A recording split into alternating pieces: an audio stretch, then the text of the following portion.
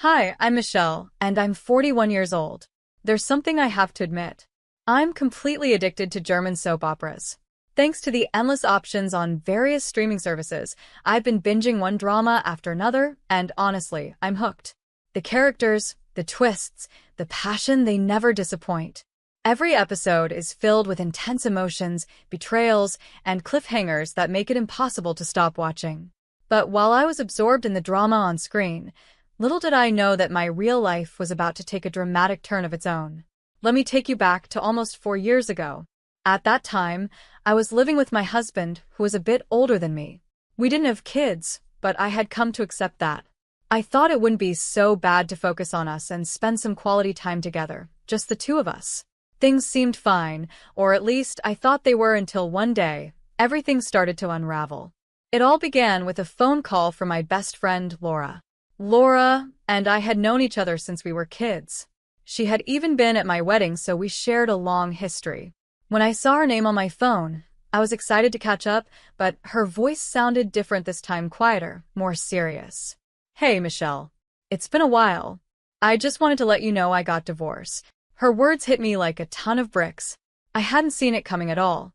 Oh my gosh, Laura, I'm so sorry, I said, feeling a mix of surprise and sympathy. That must have been so hard for you. Let's hang out soon. We can grab some drinks and talk, okay? After we ended the call, I was still in shock. I felt bad for Laura, but I was also eager to share the news with my husband. As soon as I got home, I started to bring it up, but before I could say anything, my husband casually said, I know, Laura got divorced, right? I froze. How could he possibly know that? I hadn't told him yet. Confused, I asked, Wait, how do you know she got divorced? I didn't mention it. He looked a little flustered, like he was caught off guard, and mumbled, Oh, I must have overheard you talking about it or something. Something didn't feel right. I was sure I hadn't said anything to him about Laura's situation yet. But, trying not to overthink it, I went along with the conversation and added, Well, yeah, she's divorced now. We're going to meet up for drinks soon, just a girls' night out. To my surprise, my husband responded quickly, I'll come with you too. It'll be good for Laura to have both of us there to support her. I was baffled. Wait, you want to come? This is supposed to be a girls' night. I'm not sure why you'd want to come. He insisted, though, telling me to ask Laura if she'd be okay with him joining us. It was strange, but I reluctantly agreed and called Laura to tell her about it. Honestly, I expected her to say no after all. Who brings their husband to a girls' night out, especially when you're supposed to be comforting a friend? But to my surprise, Laura's response was, Sure, that sounds great. Let's all have a drink together. Her enthusiasm threw me off. I had hoped she would suggest keeping it just between the two of us, but instead, she seemed more than happy for my husband to tag along. Suddenly, I found myself in a situation I hadn't expected, one that felt uncomfortable and confusing. I wasn't thrilled about the idea of the four of us going out together, especially considering this was supposed to be a chance for Laura and me to bond and for her to share what she was going through. But now it felt like I was being pulled into something I couldn't quite put my finger on. My husband's sudden interest in joining us and Laura's surprising agreement didn't sit well with me, but I couldn't explain why. In the end, we went out as planned, but I couldn't shake the feeling that something was off. What started as a simple plan to catch up with my best friend turned into an evening that left me with more questions than answers. It was a night I'd rather not repeat. And just like the soap operas I love so much, the real drama in my life was just beginning. I was the only one who left that night feeling a little strange. Everything had seemed perfectly fine, though me, my husband, and Laura had all gathered for a night out together. To be honest, it was more fun than I expected. Laura mostly vented about her ex-husband, complaining about his bad behavior and lack of consideration during their marriage. We laughed, trying to lighten the mood and make her feel better. At one point, it felt like Laura had the whole room to herself, airing out her frustrations while my husband and I chipped in with jokes. It was nice to see Laura in a good mood, especially since she had just gone through a divorce. I was happy that we'd all come together that night to support her. For a while, it felt like old times, just friends having fun. But then, Something happened that changed the tone of the evening for me. At one point, I excused myself to use the restroom. I didn't think much of it until I came back and noticed something that made me pause before returning to the table. The way Laura and my husband were looking at each other, the way they were talking, it seemed too intimate. I couldn't put my finger on it, but their body language, the eye contact, it was unsettling. They hadn't seen each other in years, not since our wedding. So how did they become so close again just after a few drinks? For a moment, I felt like I was interrupting a date between two people who were just too comfortable with each other. My mind raced with doubts, but I pushed those thoughts aside and sat down. As soon as I took my seat, everything seemed to go back to normal. They acted like nothing had happened, as if the strange moment I'd witnessed was all in my head. I wondered if I was overreacting, but I couldn't shake the uneasy feeling. It lingered, casting a shadow over the rest of the night. When it was time to leave, I decided to pay the bill, hoping to bring the evening to a close. Laura was very drunk by this point, and as I prepared to help her, my husband suddenly said, "I'll take her home." His nonchalant attitude caught me off guard. It wasn't, "Let's take her home," but, "I'll take her home." The casualness of it stung a little. I blinked, confused. "Wait, why you? I'm your wife, and I'm not as drunk as she is. We should take her together." But he brushed me off. "She's living alone now, and she's wobbling. It's too late for her to go home alone. You take a cab and go home yourself." Something didn't sit right.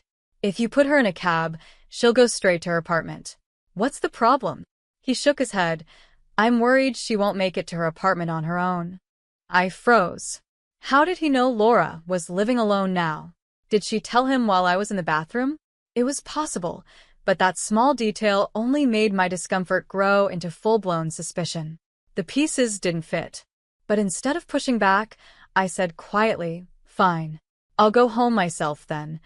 With that, I left the restaurant, leaving my husband and Laura together. It wasn't what I wanted to leave her alone with my husband, but something else occurred to me. Going home alone gave me the chance to dig into whatever was happening between them. The air felt thick with something unsaid, something I needed to figure out. As soon as I got home, I knew where to start. My husband had a private study in the house's space he kept to himself. It wasn't a bedroom, but a personal sanctuary filled with his books, papers, and work. And maybe, just maybe, it held the answers I needed. I stepped into his study with my heart pounding, feeling the weight of my suspicions. I wasn't sure what I would find, but at that moment, I realized I couldn't ignore the signs any longer. Whatever was going on between Laura and my husband, it was time to find out the truth. I couldn't shake the feeling that something was wrong. I thought about going to Laura's place to confront her directly, but that seemed too harsh. The idea of searching for answers in my own home felt both right and incredibly insulting at the same time. With this conflict in my mind, I started looking through my husband's study, scanning the shelves for anything out of place. That's when I found a simple photo album tucked away, something I didn't remember ever seeing before. My heart pounded with dread as I reached for it, knowing deep down that whatever was inside, I probably didn't want to see. With shaky hands, I flipped through the pages, and instantly, I wished I hadn't. The album was full of pictures of my husband and Laura, smiling together, looking far too happy. As I flipped through more pages, it became clear. They had been meeting secretly for years. Judging by Laura's different hairstyles and my husband's clothes, this affair had been going on almost since the beginning of my marriage. Over 7 years, they had been seeing each other behind my back. The weight of it hit me like a tidal wave. I felt sick. My stomach churned, combining my drunkenness with the disgust and betrayal flooding through me. I rushed to the bathroom, barely holding back the urge to vomit. Just as I leaned over the sink, I heard the front door open. My husband had come home. "Oh, you threw up? You drank too much, didn't you?" he said casually, as if nothing was wrong, gently rubbing my back. "Don't touch me," I snapped, shoving him away and slapping his hand. "Don't even touch me." He looked confused and tried to act calm. "Hey, it's me. Hold on, I'll get you some water." He thought I was just drunk, too far gone to know what was happening. But I wasn't. I was very aware, and I hated him. I wanted to drink enough to forget, to make the pain disappear, but that wasn't an option.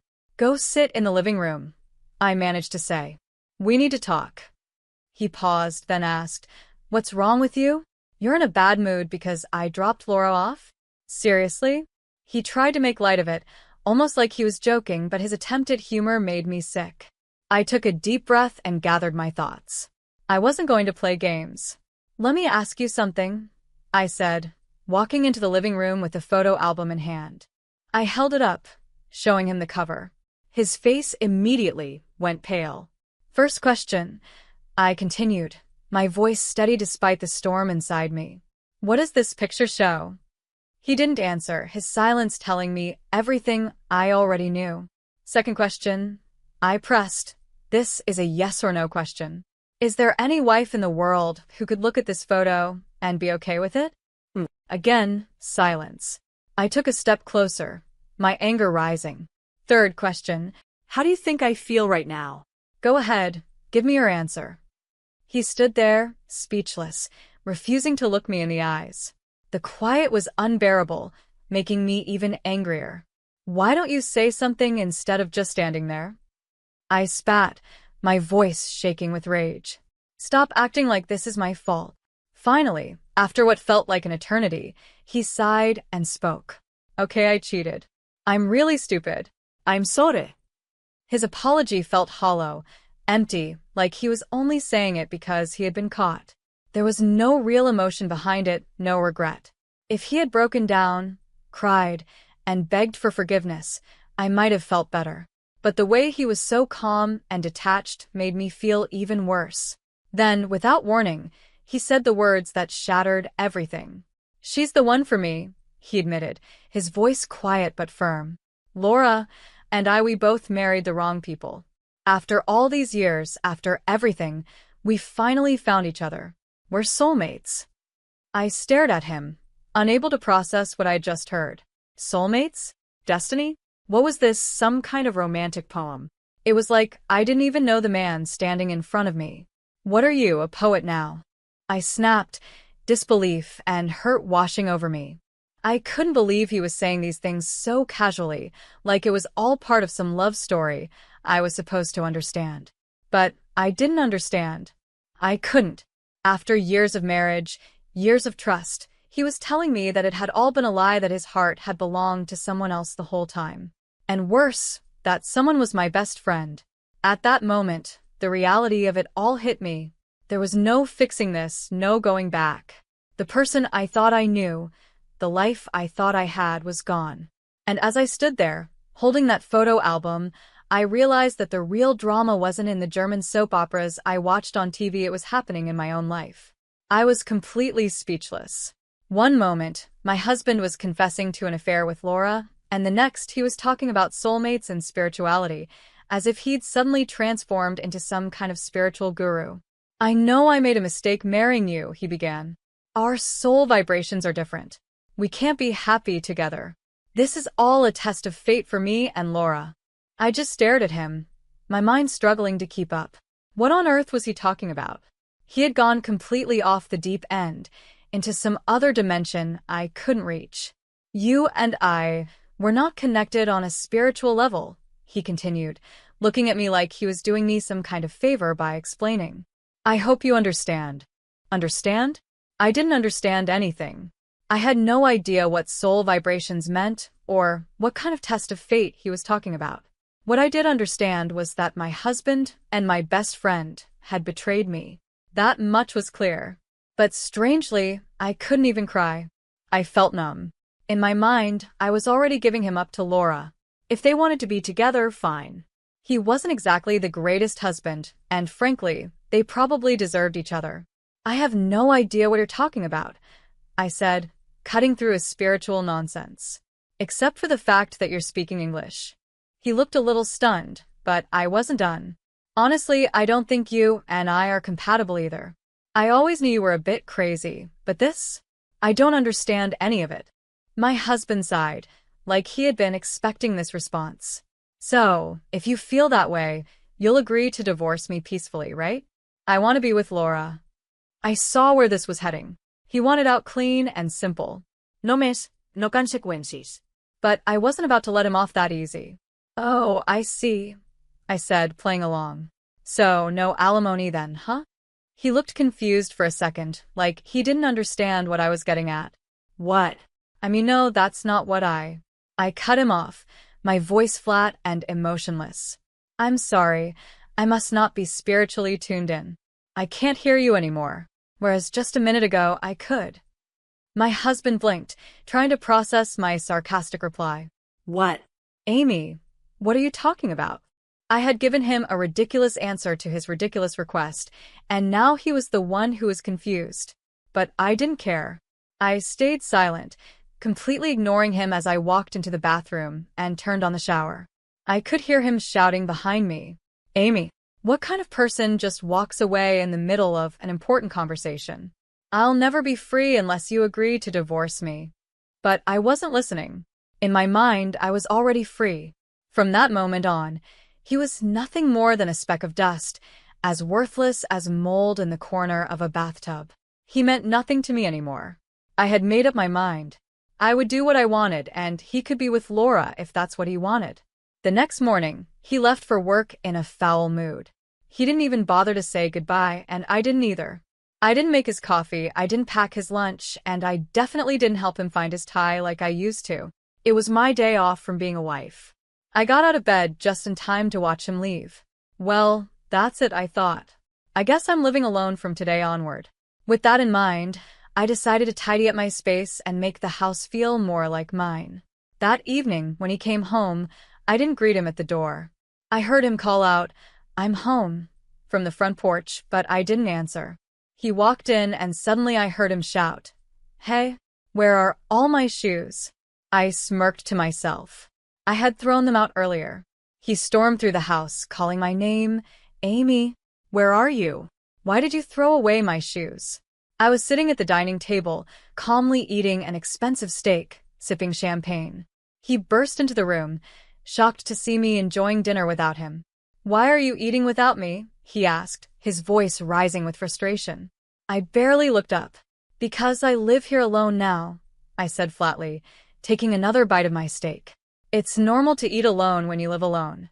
His mouth hung open in disbelief, and I just smiled as I poured myself another glass of champagne. "I've saved up plenty of money," I said, waving a hand toward my meal.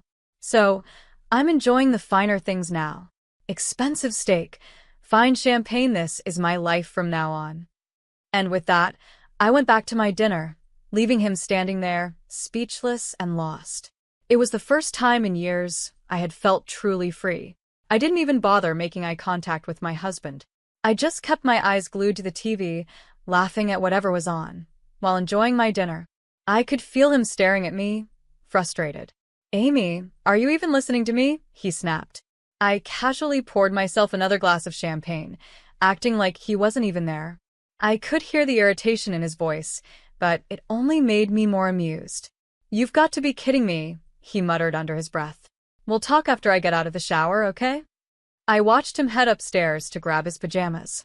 A few minutes later, I heard a loud thud and clattering from the staircase. I didn't even flinch, still focused on my food. Moments later, he was back downstairs, his voice full of disbelief. "Amy, why is there nothing in my room? Where are my pajamas?" he shouted.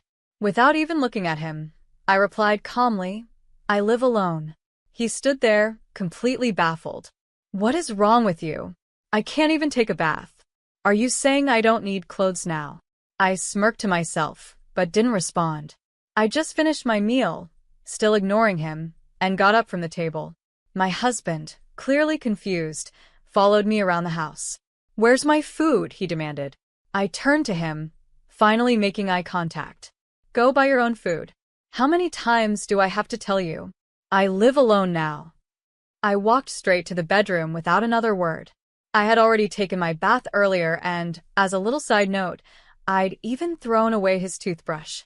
I couldn't wait to see how he would manage the next morning without it. When I woke up the next day, I saw him sitting in a chair, deep in thought, like a statue, just like Rodin's The Thinker. His hair was a mess, sticky and unwashed from the night before. His thinning hair only made his scalp more noticeable, which gave me a small, cruel sense of satisfaction.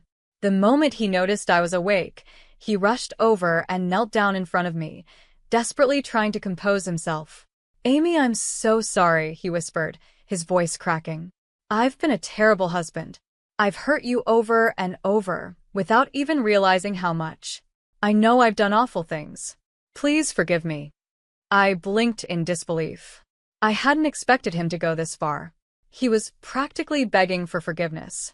He continued, his voice full of desperation. "I want us to start over. I'll change. I'll do whatever it takes." I was stunned. For a second, I didn't say a word. Instead, I just gave him the most disgusted look I could manage. No. No.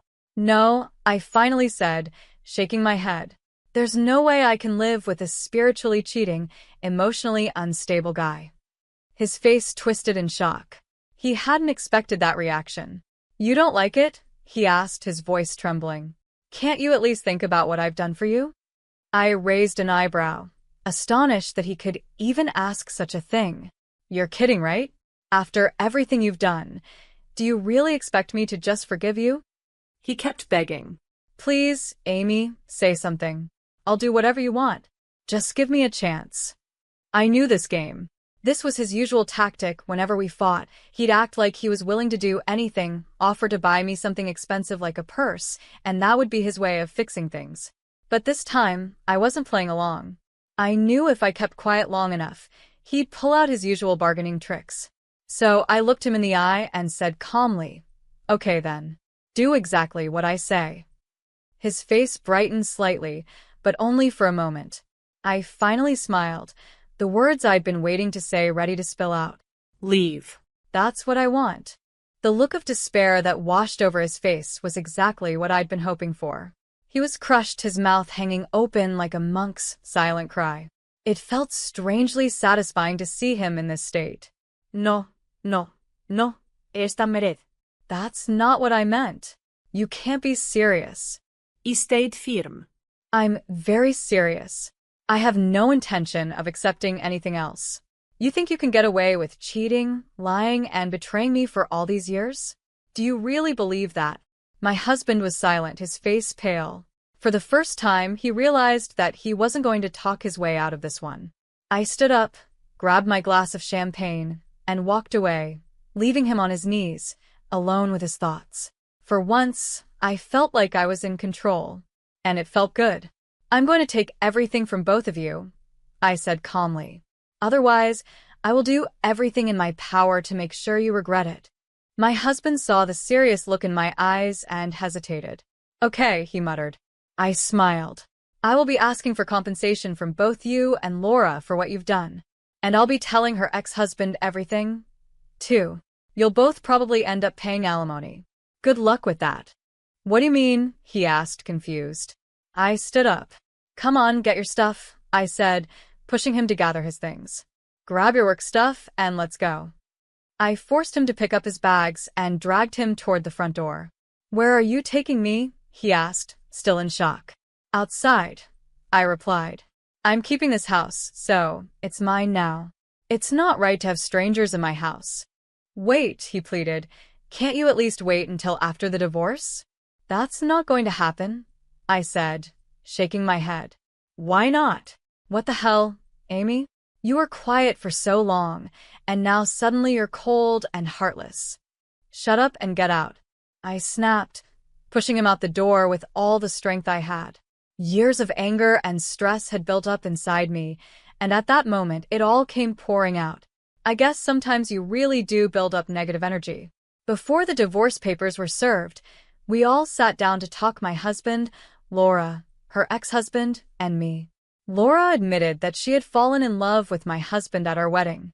She had approached him shortly after, and that's when their affair started. They kept their relationship secret, planning to wait until both of them were divorced so they could be together. They had been cheating on both families. When Laura's ex-husband found out, he was devastated. But honestly, when I heard all of this, I didn't feel much. If anything, I was grateful because I could use all the facts as proof when asking for alimony. After being kicked out of her house, my husband moved in with Laura. But when she received alimony demands from both me and her ex-husband, reality hit her hard. She realized, we can't get married if we're both in debt. She dumped my husband and kicked him out of her apartment. I couldn't help but laugh. Wasn't she your soulmate? The one who was spiritually connected to you? And now you're losing her over money? Needless to say, I was disgusted by the whole situation. This is what you get for betraying your wife, I thought to myself. 5 years have passed since then. My ex-husband is still paying alimony, but he had to retire early and ended up using most of his retirement money for it. He's barely making ends meet. As for Laura, she's deep in debt, and there's no chance she'll find a man who would marry her now. He hasn't changed much. It seems Laura is working in a tough job now, especially since she's used up her savings paying alimony.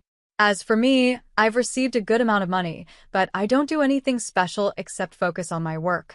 Life is unpredictable, so I'm just trying to live simply and do what makes me happy. Like they say, if you're ready for anything, you're ready for everything. I spend my days looking forward to watching German soap operas, which I enjoy every day. Recently, I met someone at work who loves them as much as I do. We're even talking about going to Germany together one day, and I'm really looking forward to that. Of course, I won't be checking if our soul vibrations are compatible. I just want to live a peaceful, happy life. My main goal now is simple: to live happier each day. At last, the day arrived when I could escape the constant sight of your face. Those freeloaders, who did nothing but consume without contributing, needed to go. They should be grateful for the charity they've received all this time. Understood. I declared, I won't be coming back. Thank you for everything until now. Swiftly, I gathered my essentials and bid farewell to the place I had called my in-laws' home for many years. As I left, my mother-in-law wore a satisfied expression, relishing my departure. However, only I harbored a certain poignant truth. My name is Sarah. I'm 32 years old and work remotely from home. Married to Alan for 5 years, our marital bliss took a turn in our 4th year when Alan's previously robust father fell ill, necessitating our presence and care. Initially resistant to the idea of living with my in-laws, I acquiesced due to Alan being their sole source of familial support. Despite contemplating quitting my job for his care, my company permitted me to continue working remotely, considering my past performance. The complications with my in-laws began immediately, familiarizing me with the notorious mother-in-law and daughter-in-law dynamic. Sarah, hurry up and tend to the cooking and cleaning. How long will you be lazy, avoiding your household duties? Scolded my mother-in-law. I'm working right now. What are you talking about? I'm always clicking away on the computer, I retorted. The truth was, amidst household chores and caring for my ailing father-in-law, I utilized my skills to regain my pre-crisis salary. After about 3 months of intense effort, when my earnings matched their previous peak, I felt genuine joy. However, the reason for my relentless dedication lay in the financial reality. Alan's income alone couldn't sustain us.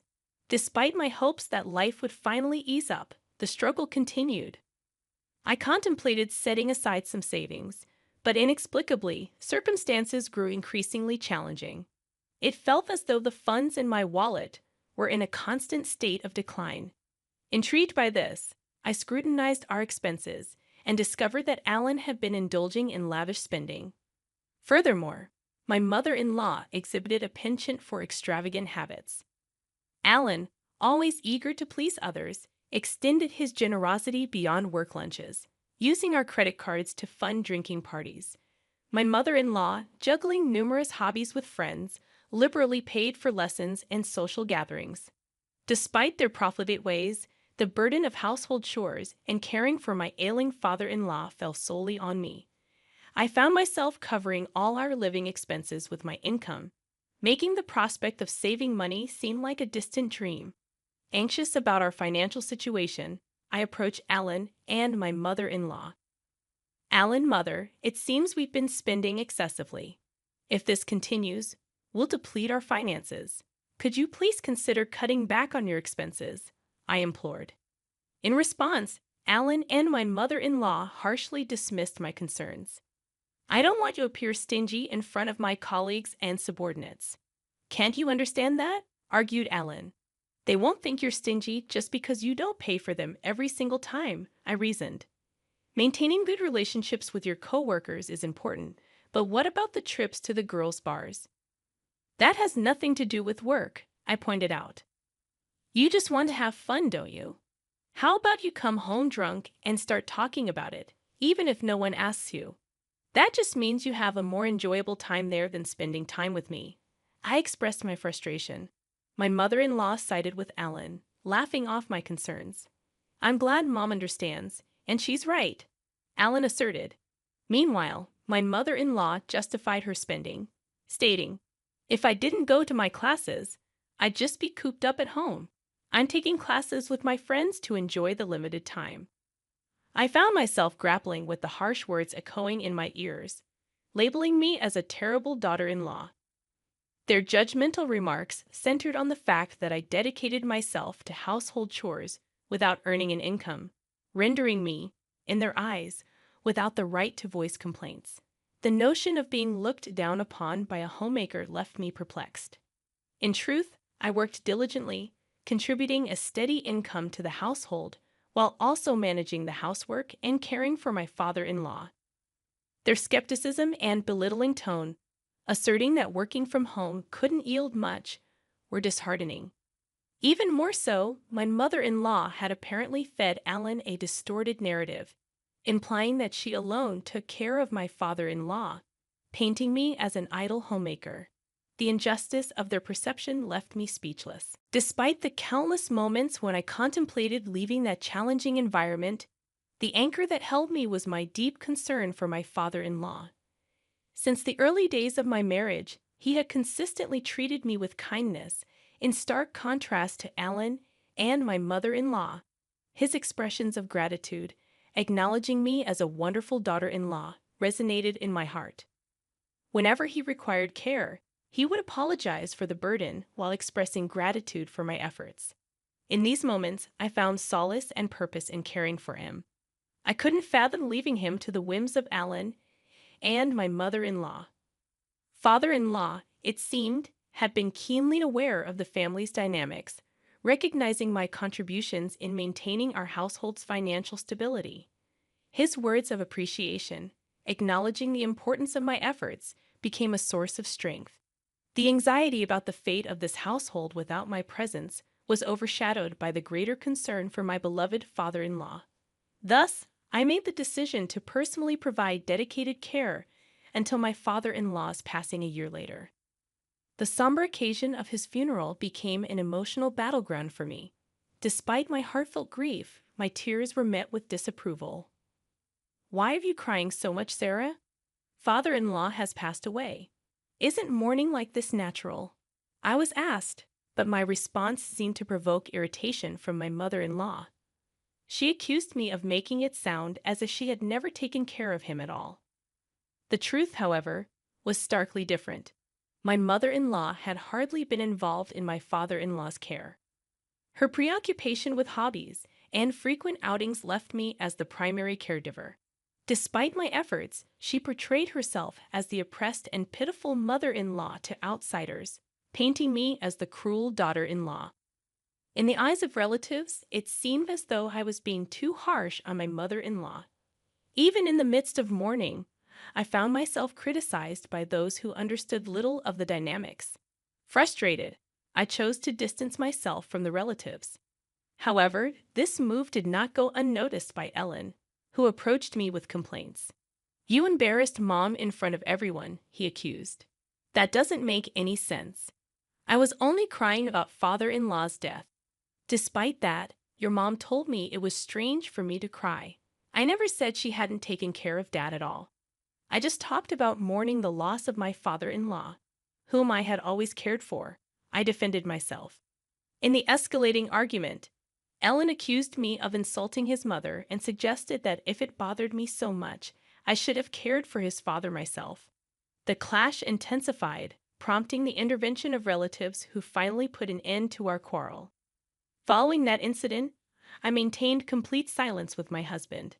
After the funeral proceedings concluded, a lawyer arrived to discuss the inheritance.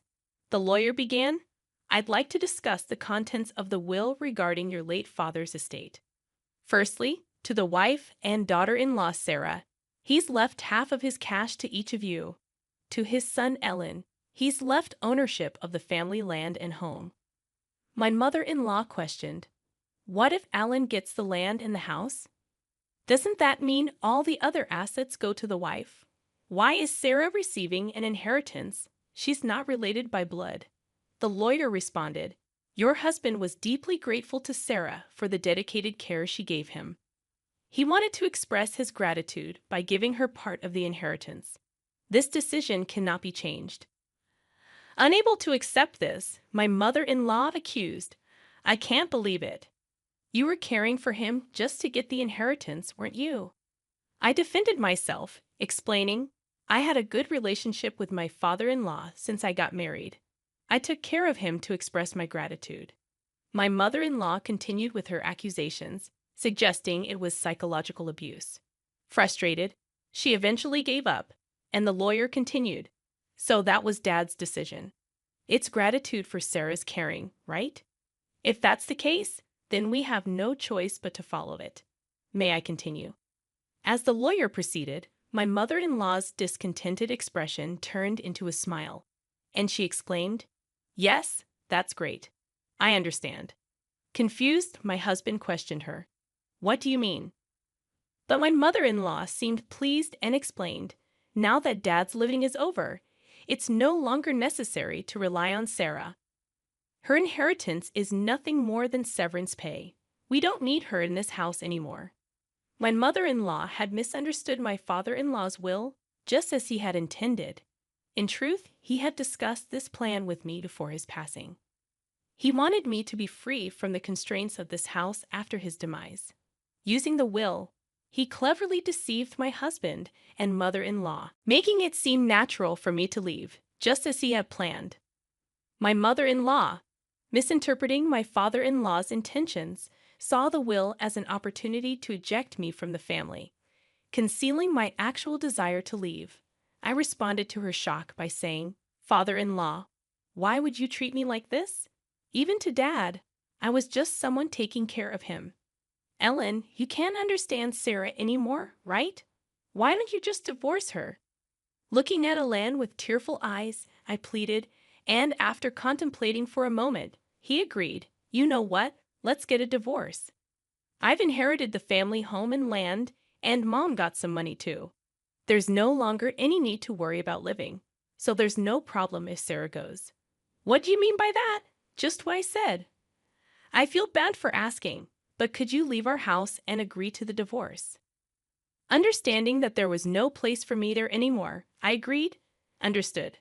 I guess there's no place for me here anymore." With a hint of restraint, I retrieved a document from the drawer and handed it to my husband.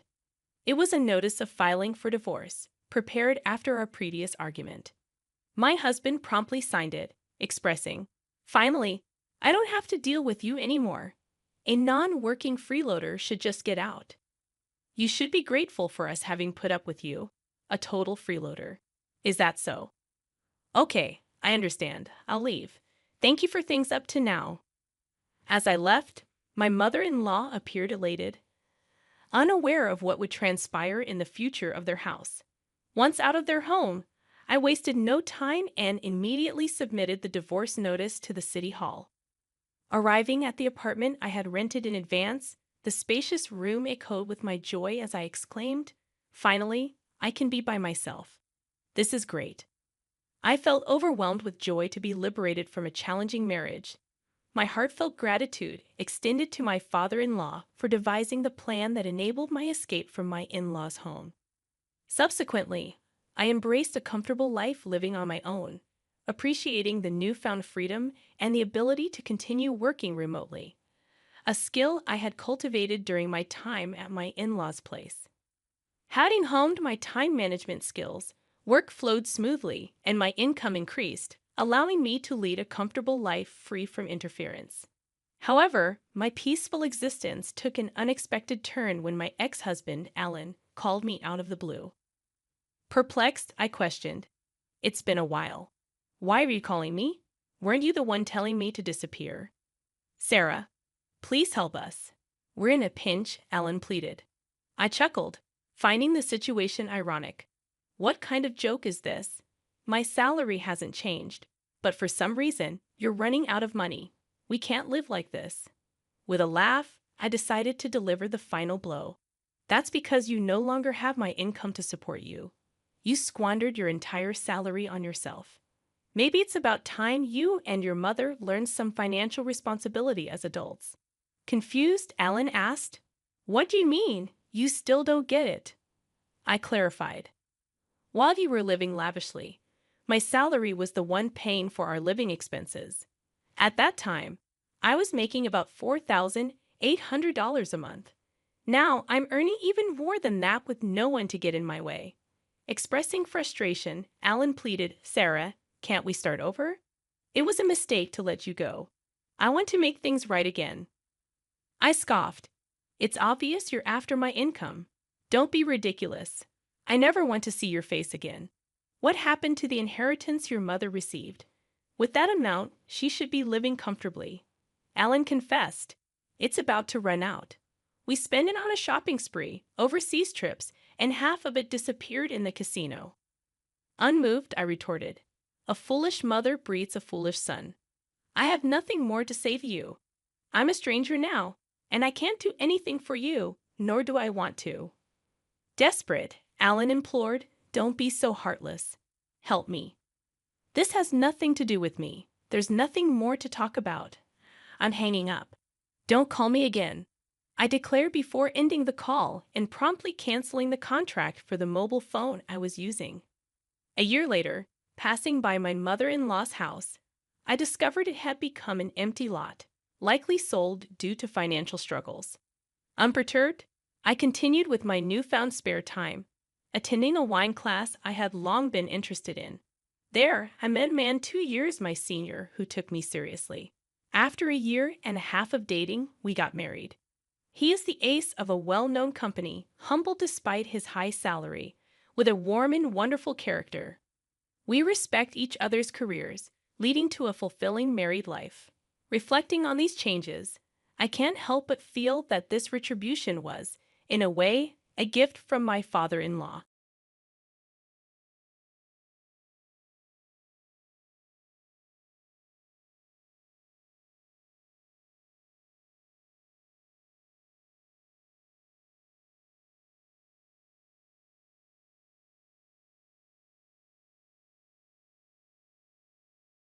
Mom, I feel like a stranger in my own family.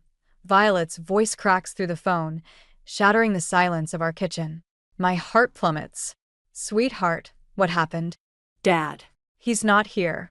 Some woman named Maya told me to leave. She was so mean, Mom. I gripped the counter, knuckles white. Where are you now? At the hotel across the street. Mom, can I come home? Of course, baby. I'll book you the first flight back. Just stay put, okay? I hang up, fury rising like bile in my throat. My name is Lena, and I've just discovered my husband's betrayal in the worst possible way through our 11-year-old daughter. I dial Elliot's number, pacing the kitchen floor. 1 ring. 2. 3. Hey, babe. Everything okay? His casual tone ignites my anger further. No, Elliot. Everything is not okay. Where the hell are you? At work, of course. What's going on? Really? Because Violet just called me in tears from a hotel in Seattle. Apparently, some woman named Maya sent her away from your apartment. Care to explain? Silence stretches between us, heavy with unspoken truths. Lena, I can explain dash. Save it, I snap. I'm bringing our daughter home. We'll discuss this when you decide to remember you have a family.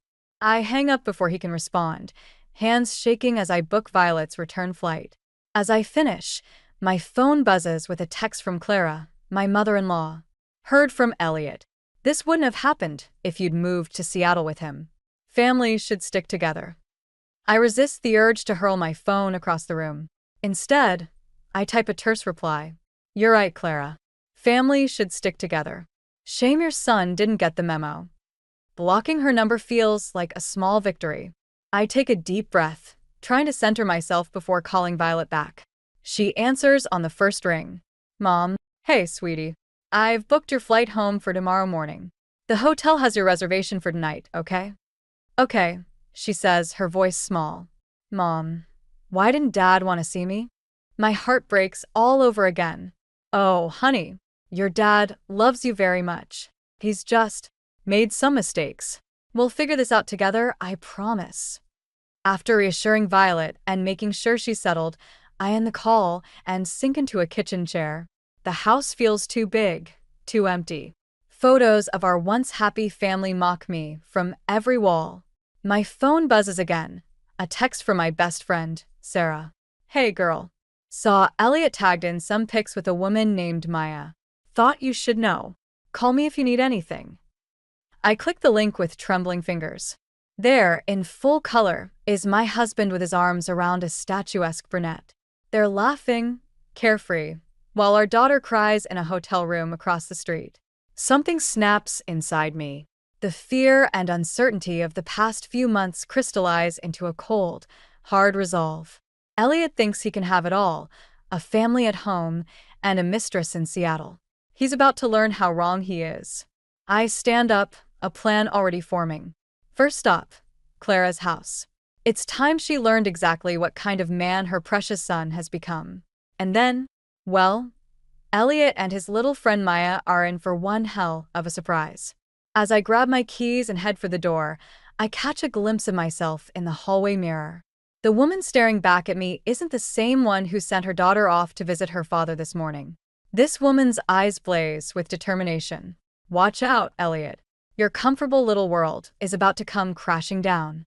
I pace the living room, phone clutched in my hand, waiting for Elliot to call back. When it finally rings, I answer on the first buzz. Lena, I can explain everything. Elliot starts, his voice strained. Oh, I'm sure you can. I spit back. Start with why our daughter was turned away by some woman at your apartment. It's not what you think. Maya's just a colleague dash. A colleague who answers your door and sends away your child? Try again, Elliot. He sighs heavily. Look, things have been crazy at work. I completely forgot Violet was coming. Maya was just dropping off some files dash. At 8 p.m. on a Saturday? I interrupt, my voice dripping with sarcasm. We had a deadline, he insists. I'm sorry about the mix-up with Violet. I'll make it up to her, I promise. I laugh bitterly. You're sorry about the mix-up? How about being sorry for lying to your family? Lena, please. You're blowing this out of proportion. I love you and Violet. You know that. His words, once comforting, now feel hollow. I'm about to respond when my phone beeps with an incoming call. Clara.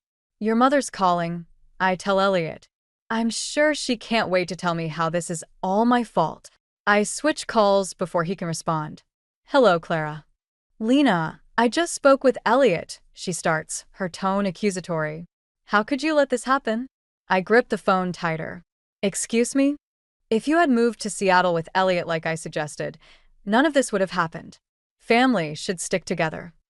You're right, Clara, I say, struggling to keep my voice level. Family should stick together. Maybe you should remind your son of that. Don't you dare blame Elliot, she snaps. He's working hard to provide for you and Violet. The least you could do is support him. Support him? I echo incredulously. By letting him live a double life in Seattle while Violet and I sit at home waiting? You're being ridiculous, Clara scoffs. Elliot would never dash. Never what, Clara? Cheat? Lie? Because from where I'm standing, that's exactly what he's doing. There's a pause on the other end of the line. When Clara speaks again, her voice is ice cold. You need to think very carefully about your next move, Lena. Don't do anything rash that you'll regret. The line goes dead. I stare at the phone, fury and frustration boiling inside me. How dare they? How dare Elliot lie to my face? And how dare Clara defend him? I sink onto the couch, my mind racing. I need answers, real ones, not the half-truths and excuses Elliot's been feeding me. And I know just where to start. I pull up my laptop and open Facebook, searching for Maya's profile. It doesn't take long to find her. She's not exactly hiding. My stomach churns as I scroll through photo after photo of her and Elliot together. Dinners, hikes, even a weekend trip to Vancouver. All while he told me he was working late or away on business. The final straw is a picture from just last week. Maya and Elliot, arms around each other, grinning at the camera. The caption reads, "Home sweet home with my love." Something inside me snaps.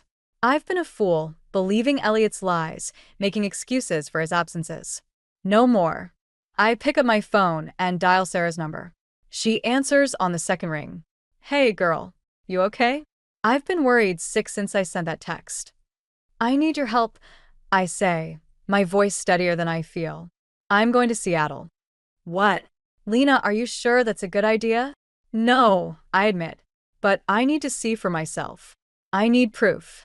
Sarah is quiet for a moment. "Okay," she finally says. "What do you need from me? Can you watch Violet when she gets back tomorrow? I don't want her involved in this mess any more than she already is." "Of course." "And Lena? Be careful." I end the call and start packing a bag. Elliot thinks he can have it all, a family at home and a mistress in Seattle. He's about to learn how wrong he is. As I zip up my suitcase, a plan begins to form. It's time to show Elliot, Maya, and Clara exactly who they're dealing with. They want a family drama? I'll give them one they'll never forget. The Seattle skyline looms before me as I step out of the taxi. My heart races, a mix of anger and anticipation coursing through my veins. I'm here for answers, and I won't leave without them. I check into a hotel near Elliot's apartment, dropping off my bag before heading out. It's early evening, and the streets are alive with people heading home from work. I wonder if Elliot is among them, oblivious to the storm about to hit. As I round the corner to the street, my phone buzzes. It's a text from Sarah. "Violet's safe with me. How are you holding up?" I type back quickly. "I'm okay. About to do some recon.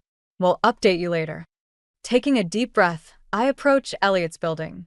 It's sleek and modern, nothing like our cozy home back in Portland. I spot a woman leaving and quickly catch the door before it closes. Inside, I scan the directory, finding Elliot's name next to apartment 7B. My finger hovers over the buzzer. What if he's there? What if Maya answers? I shake off the doubt. I've come too far to back down now. Before I can press it, the elevator dings. I turn, and there she is, Maya, in the flesh. She's even more beautiful than in the photos, and my stomach twists with a mixture of jealousy and rage. She doesn't notice me as she checks her mailbox, humming softly. I clear my throat. "Excuse me, are you Maya?" She looks up, startled. "Yes, can I help you?" I force a smile. I'm an old friend of Elliot's. I was in town and thought I'd surprise him. "Is he home?" Maya's face lights up. "Oh, he's still at work, but he should be home soon. Why don't you come up and wait? I'm sure he'd love to see you." The irony of her invitation isn't lost on me. I nod, following her into the elevator. As we ride up, Maya chatters away. "So, how do you know Elliot?" "We go way back," I say vaguely. "How long have you two been together?" "Almost a year now," she beams. "It's been wonderful. Elliot's such an amazing man." My heart sinks. A year. He's been living this double life for a year. We enter the apartment, and I'm immediately struck by how lived in it feels. Photos of Maya and Elliot cover the walls, their life together on full display. There's no trace of Violet or me anywhere. Maya offers me a drink, which I decline. As she busies herself in the kitchen, I wander the living room, taking in every detail. On the coffee table, I spot a framed photo of Maya and Elliot at what looks like a company party. The caption reads, "Elliot Johnson and Maya Chen, Employee of the Year Awards." "That was such a great night," Maya says, coming up behind me. "Elliot's been doing amazing work at the firm. They're talking about making him partner soon." I turn to her, unable to contain myself any longer. "And what about his family? Has he told you about them?" Maya's smile falters. Family? I don't understand. His wife, Lena? His daughter, Violet? Ring any bells? The color drains from Maya's face.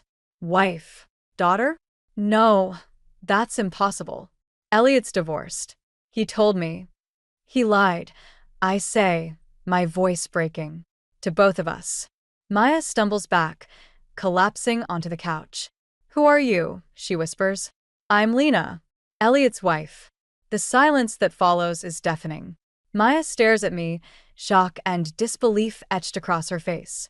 Then, slowly, understanding dawns in her eyes. The little girl, she murmurs. Last weekend. She called him Dad. I NOD, tirsretning to spill. That was Violet, our daughter. Maya covers her face with her hands, her shoulders shaking. I'm so sorry, she sobs. I had no idea. He told me. God, he told me so many lies. As I watch her break down, my anger shifts. Maya isn't the enemy here. She's another victim of Elliot's deceit. I sit beside her, placing a hand on her shoulder. We've both been played, I say softly. She looks up at me, mascara streaking her cheeks. What do we do now? Before I can answer, we hear a key in the lock. The door swings open, and there stands Elliot, briefcase in hand, frozen in shock as he takes in the scene before him. Lena, he gasps. What are you doing here? I stand, squaring my shoulders. Hello, Elliot. I think it's time we all had a talk, don't you? The drive to Clara's house feels interminable. My hands grip the steering wheel, knuckles white, as I rehearse what I'll say. How do you tell a mother her son is a lying, cheating bastard? I pull into Clara's driveway, steeling myself for the confrontation ahead. Before I can even knock, the door swings open. Well, look who finally decided to grace us with her presence, Clara says, her voice dripping with sarcasm. I bite back a retort. We need to talk, Clara. It's about Elliot. She ushers me inside, her face a mask of concern. What's happened? Is he all right? Physically? He's fine. Morally? That's another story. Clara's eyes narrow. What are you implying, Lena? I take a deep breath. Elliot's been lying to us. He's living with another woman in Seattle. Her name is Maya. The color drains from Clara's face. For a moment, I think she might faint. Then her expression hardens. That's ridiculous. Elliot would never dash. I saw it with my own eyes, Clara. I was in Seattle. I met Maya. Clara sinks into an armchair, shaking her head. There must be some mistake. Some misunderstanding. I pull out my phone, bringing up the photos I'd saved from Maya's social media. Look, I say, handing it to her. This is no misunderstanding. Clara scrolls through the images, her hands trembling. I watch as denial gives way to shock, then to anger. That bastard, she whispers. How could he do this? To me? To Violet? I say, my voice cracking. I've been asking myself the same question. Clara looks up at me, tears in her eyes. Lena, I'm so sorry. I had no idea. Her apology catches me off guard. I'd expected more resistance, more denial. But the pain in her eyes is genuine. I should have seen it, she continues. All those late nights, the business trips. I defended him, made excuses for him. God, I even blamed you. We were both blind, I say softly. He fooled us all. Clara stands suddenly, pacing the room. We can't let him get away with this. He needs to face consequences. I nod, a plan already forming. I agree. But we need to be smart about this. Elliot's always been good at talking his way out of trouble. What did you have in mind? Clara asks, a glint of determination in her eye. A family gathering, I say. Here at your house. We'll invite Elliot and Maya under the guise of reconciliation. Then we expose him in front of everyone. Clara considers this for a moment. It's risky. He might not come if he suspects anything. That's where you come in, I explain. He'll listen to you. Tell him you want to help patch things up between us. Make it seem like you're on his side. A slow smile spreads across Clara's face. I always said you were clever, Lena. All right, I'm in. We spend the next hour planning. ironing out details. As I prepare to leave, Clara catches my arm. Lena, wait. I I owe you an apology. For years, I've been hard on you, critical of how you've handled things with Elliot and Violet. I was wrong. I'm stunned by her admission. Thank you, Clara. That means a lot. She squeezes my hand. We're family, and family sticks together, especially when one of our own betrays us. As I drive home, I feel a weight lift from my shoulders. I'd come to Clara's house expecting a fight, but I'm leaving with an ally. For the first time since this nightmare began, I feel a glimmer of hope. My phone buzzes with a text from Sarah. Violet's asking when you'll be back. Everything okay? I type back. On my way. Things are looking up. I'll explain everything soon. I smile to myself. Elliot thinks he's won, that he can have his cake and eat it too. But he's about to learn a hard lesson. Hell hath no fury like a woman scorned, especially when that woman has her mother-in-law on her side. The stage is set. Now, it's time to bring down the curtain on Elliot's little charade. And I can't wait for the final act. The kitchen table is covered in notes and lists as Clara and I finalize our plan. We've been at it for hours, meticulously crafting every detail of the upcoming family gathering. Are you sure about this, Lena? Clara asks, her voice tinged with concern. Once we set this in motion, there's no going back. I meet her gaze unwavering. I've never been more certain of anything in my life.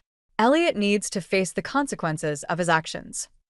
Clara nods, a mix of sadness and determination in her eyes. All right then, I'll make the call. As she dials Elliot's number, I feel my heart racing. This is it. The point of no return. Elliot? It's Mom, Clara says, her voice warm and inviting. I've been thinking, we need to have a family gathering. It's been too long since we've all been together. I watch as she masterfully plays her part, weaving a tale of reconciliation and family bonds. It's almost scary how convincing she is. Yes, of course, Lena and Violet will be there, she continues, shooting me a knowing look. It'll be good for all of us to clear the air, don't you think? And why don't you bring Maya? It's time we all got to know her better. My breath catches in my throat. Will you take the bait? Clara's face breaks into a smile. Wonderful. We'll see you both next Saturday then. I can't wait. As she hangs up, we exchange a triumphant look. Phase 1, complete. Now for the guest list, I say, pulling out my phone. We need the right mix of people. Family, close friends, maybe even a few of Elliot's colleagues. Clara raises an eyebrow. Colleagues? Isn't that risky? It's crucial, I explain. We're not just exposing his personal betrayal, but his professional lies too. He's been using work as an excuse for his absences. His coworkers should know the truth. We spend the next hour carefully selecting attendees, each chosen for maximum impact. By the time we're done, the guest list reads like a who's who of Elliot's life. What about Violet? Clara asks softly. Are you sure you want her there for this? I pause, considering. The thought of Violet witnessing the confrontation makes my stomach churn. But keeping her in the dark feels wrong too. She deserves to know the truth. I say finally. But we'll have Sarah take her out just before the big reveal. She doesn't need to see the ugly details. Clara squeezes my hand. You're a good mother, Lena. Violet's lucky to have you. As evening falls, we put the finishing touches on our plan. Every detail is accounted for, from the seating arrangement to the exact moment of revelation. There's just one more thing, Clara says, disappearing into her study. She returns with a small box, which she hands to me. Inside is a USB drive. What's this? I ask. Insurance, she replies grimly. I've been doing some digging of my own. That drive contains financial records, emails, hotel receipts. Everything we need to prove Elliot's deception beyond a shadow of a doubt. Ist sehr her, stunt. Clara, I don't know what to say. She smiles sadly. You don't need to say anything. We're family, remember? And family protects its own. As I drive home, the weight of the USB drive heavy in my pocket, I feel a mix of emotions swirling inside me. anger, sadness, but also a fierce determination. Elliot thought he could play us all for fools. He's about to learn how wrong he was. I pull into my driveway, spotting Violet through the window. She's laughing at something Sarah said, her face carefree and innocent. For a moment, I hesitate. Am I doing the right thing? But then I remember the pain in her voice when she called from Seattle, the confusion and hurt in her eyes every time Elliot cancels plans. No, this isn't just about me. It's about protecting my daughter, showing her that love shouldn't mean sacrifice and lies. I take a deep breath and head inside. The stage is set, the players are in place. In 1 week, Elliot's carefully constructed house of cards will come tumbling down, and I'll be there to watch it fall. Clara's house buzzes with nervous energy as guests arrive for the family gathering. I stand by the window, watching cars pull up, my heart pounding with each new arrival. Sarah squeezes my hand reassuringly before leading Violet out for their special girls' day. My daughter's excited chatter fades, leaving me alone with my thoughts and the weight of what's to come. They're here, Clara whispers, appearing at my side. I turn to see Elliot's car pulling into the driveway, Maya in the passenger seat. My stomach churns at the sight of them together, all smiles and casual intimacy. Ready? Clara asks, her voice steady despite the tremor in her hands. I nod, steeling myself. As I'll ever be. We move to greet them at the door, our faces masks of welcoming smiles. Elliot hugs his mother, then turns to me with an awkward half-embrace. Lena, you remember Maya? He says, gesturing to the woman beside him. I extend my hand, noting the flicker of confusion in Maya's eyes. Of course. Welcome, Maya. So glad you could join us. As we lead them into the living room, I catch Elliot's puzzled glance at the gathered crowd. Colleagues mingle with family friends, creating an atmosphere thick with anticipation. Quite a turnout, Mom, Elliot remarks, his casual tone belied by the tension in his shoulders. Clara smiles tightly. Well, it has been so long since we've all been together. I thought it was time to catch up properly. The next hour passes in a blur of small talk and forced pleasantries. I watch Elliot and Maya, noting their subtle exchanges, the way they unconsciously lean towards each other. It's like watching actors in a play, completely unaware that the script is about to change dramatically.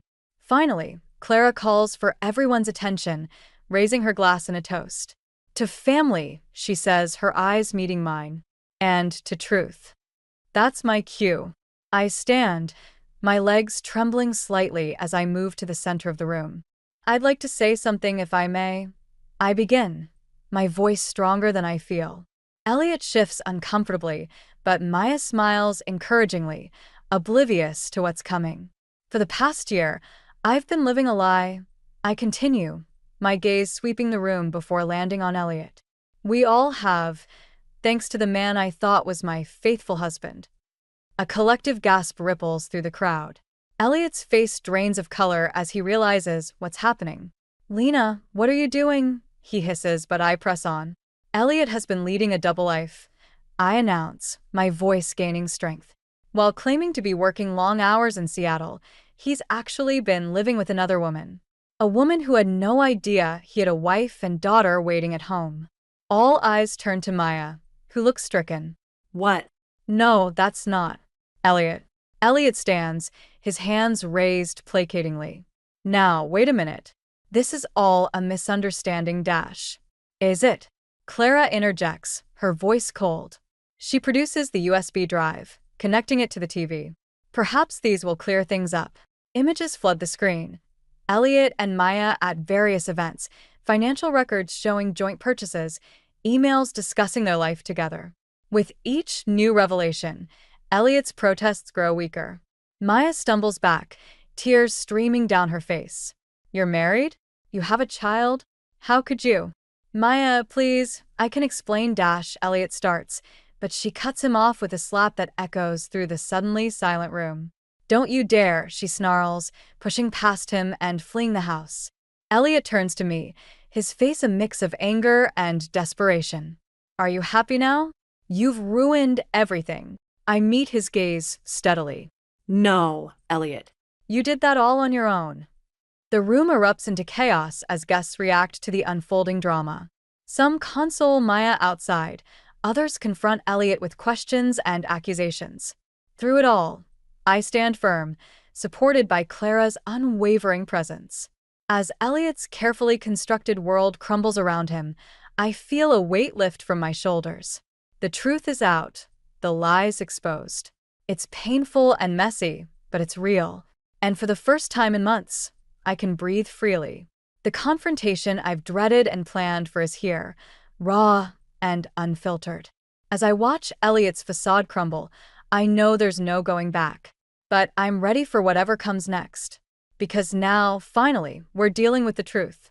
The days following the confrontation pass in a blur of phone calls, hushed conversations, and tearful explanations. I shield Violet from the worst of it, but she's perceptive enough to know something has fundamentally changed. "Is Dad coming home?" she asks one night, her small voice piercing the darkness of her bedroom.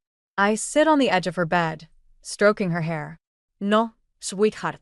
Dad made some choices that mean he can't be with us right now. She nods, her eyes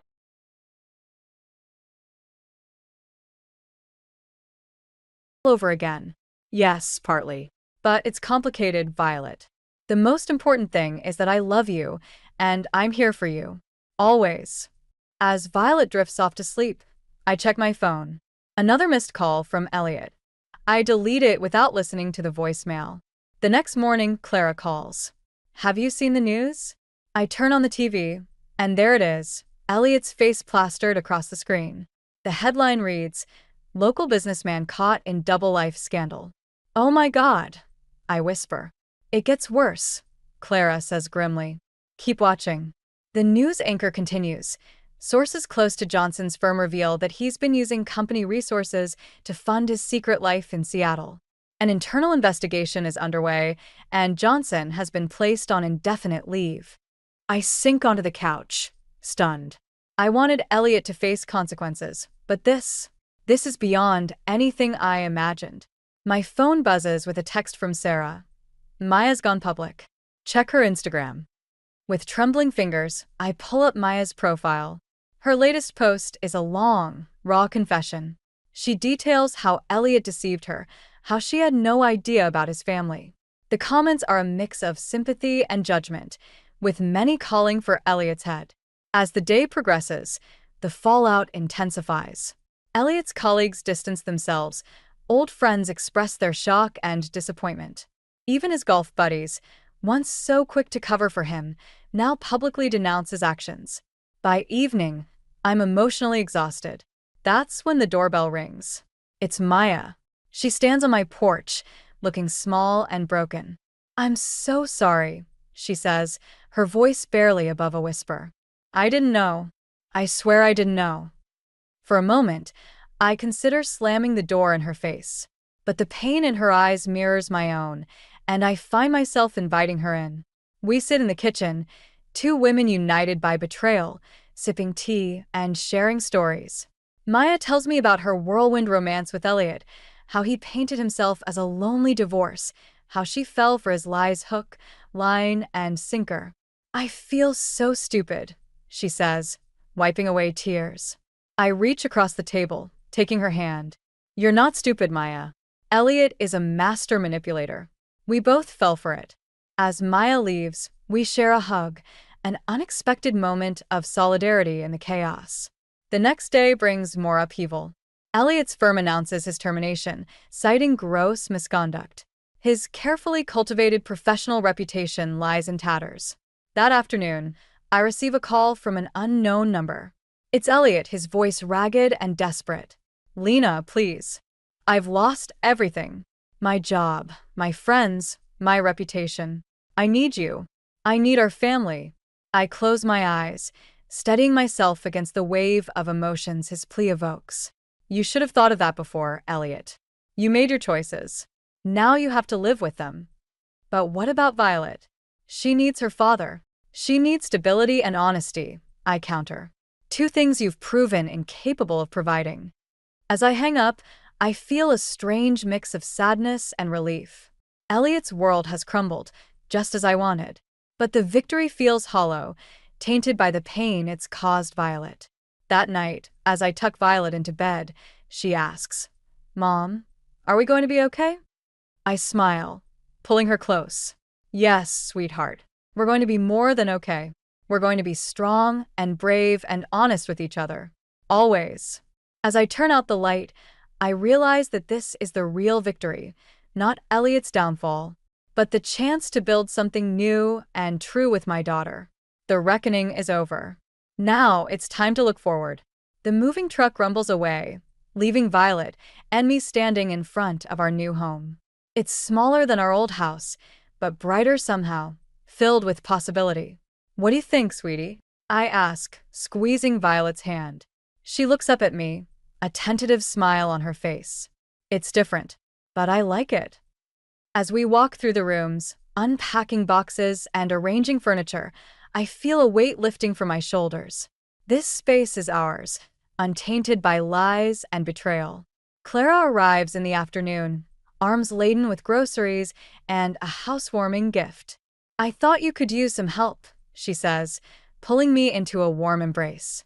We work together, the three of us, turning the empty house into a home. Violet's laughter echoes through the rooms as she and Clara debate the perfect spot for her stuffed animals.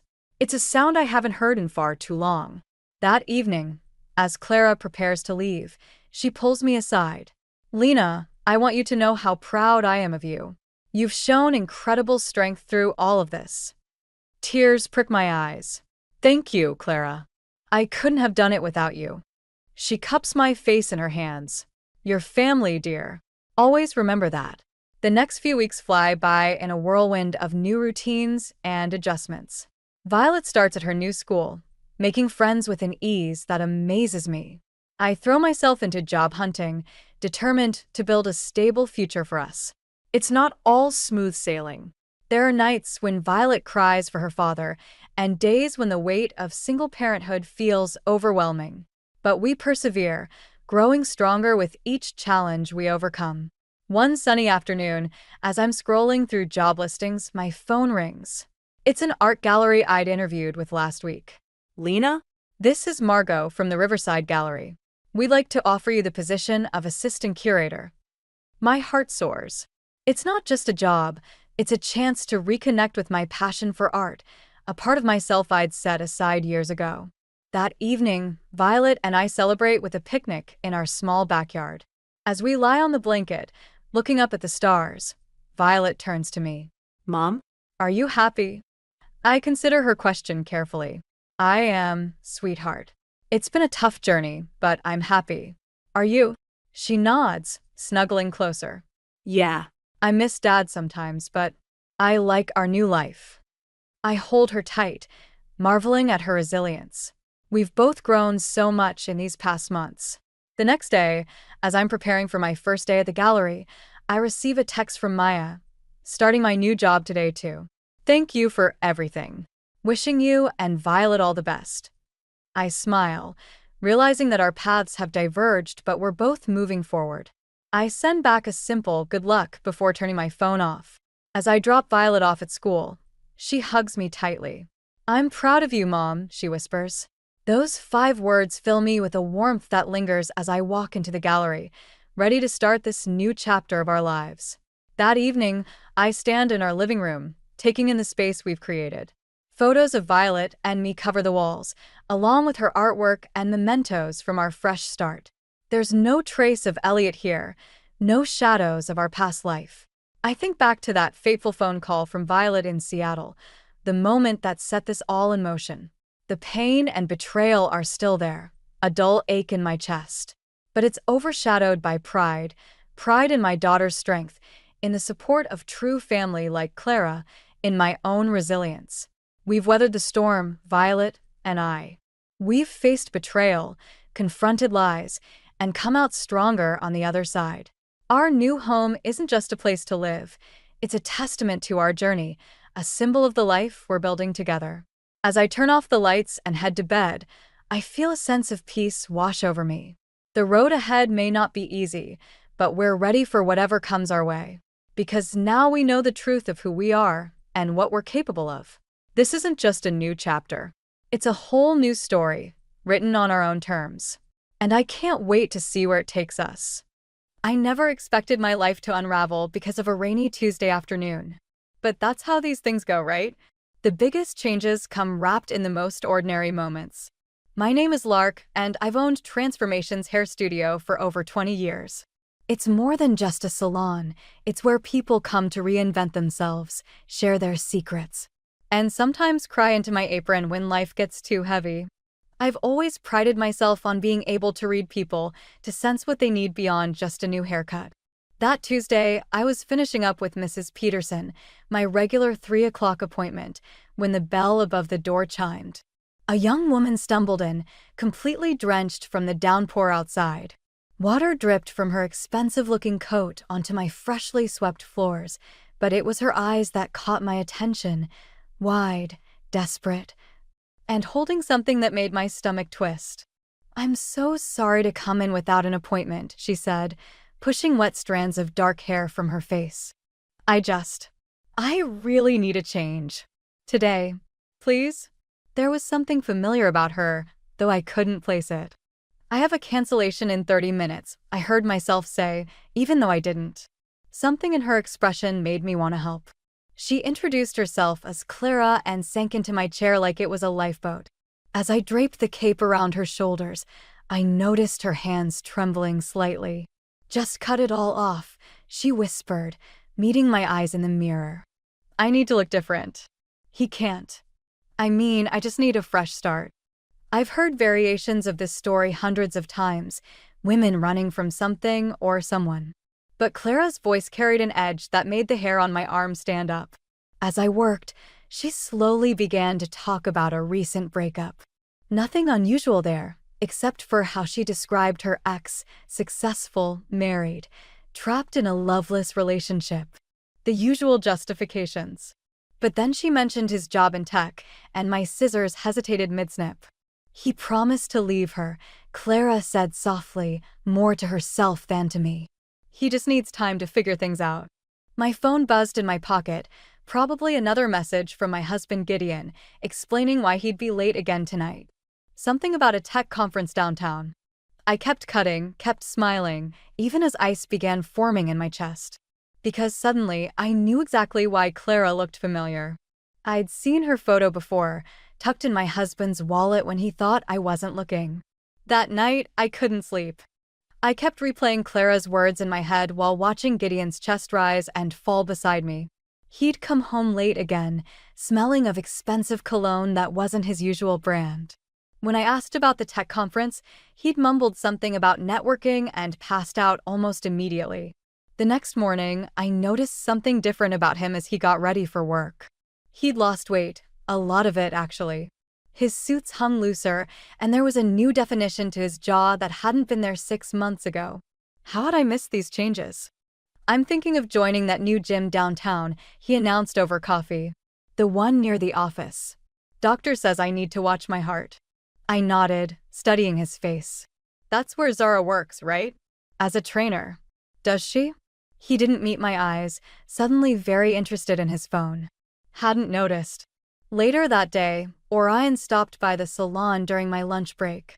My son looked troubled, his usually neat appearance slightly disheveled. He picked at his sandwich while I pretended to organize my styling tools. "Mom," he finally said, "have you noticed anything weird about Zara lately?" I paused, scissors in hand. "Weird how?" "She's been having these long phone calls. Always steps outside to take them." He ran a hand through his hair, a gesture so like his father's it made my chest ache. "Last night, I heard her mention Dad's name. When I asked about it, she got defensive. Said I was paranoid." My stomach churned. "Maybe it's about the family dinner next week?" Even as I said it, I knew it wasn't true. "Maybe." Orion didn't sound convinced. "It's just. She's been pushing to buy a house. A big one. Way out of our budget. But she keeps saying not to worry about the money." Just then, the bell chimed. Through the window, I saw Gideon's car pull into the parking lot. But instead of coming inside, he stayed there, talking on his phone. A moment later, Zara walked past the salon, gym bag over her shoulder. She glanced inside, saw us watching, and quickly looked away. Then she got into Gideon's car. "That's weird," Orion said, frowning. "She told me she had clients all afternoon." I squeezed his shoulder, trying to keep my hand from shaking. "Honey, I think we need to talk." But before I could continue, my phone buzzed. A text from Clara. "Can we meet? There's something you need to know about your husband. And your daughter-in-law."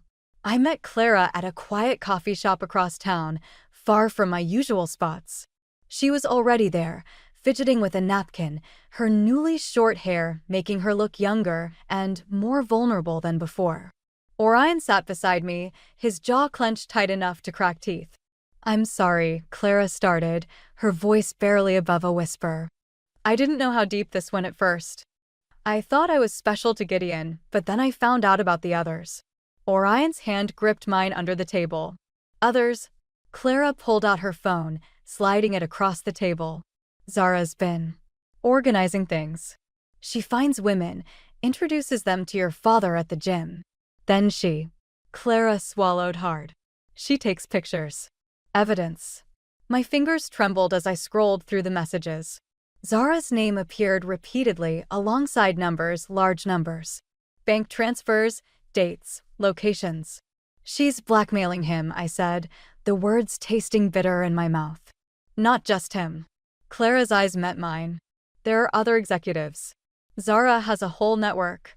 She uses the gym to meet wealthy married men, gains their trust, then introduces them to women like me.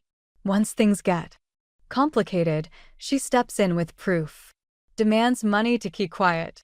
Orion stood up so suddenly his chair crashed backward. "You're lying." "Honey," I started, but he was already pulling out his own phone. "Look," he said, pulling up his banking app. "Our joint account. The one Zara's been pushing me to close." His voice cracked. "There's been regular deposits. Every month. Thousands of dollars." "That's how she convinced me to play along," Clara admitted. "Said it was easy money. Just be charming, be available. Let nature take its course." She wiped her eyes. "But then I met you, Lark. Saw what a real family looks like. What I was helping destroy." My mind raced back through the past year, Zara's sudden interest in working at the gym, her expensive new clothes, the house hunting above their means. All while my son worked extra freelance jobs to save for their future. "Why tell us now?" I asked Clara. "Because Zara's getting greedy.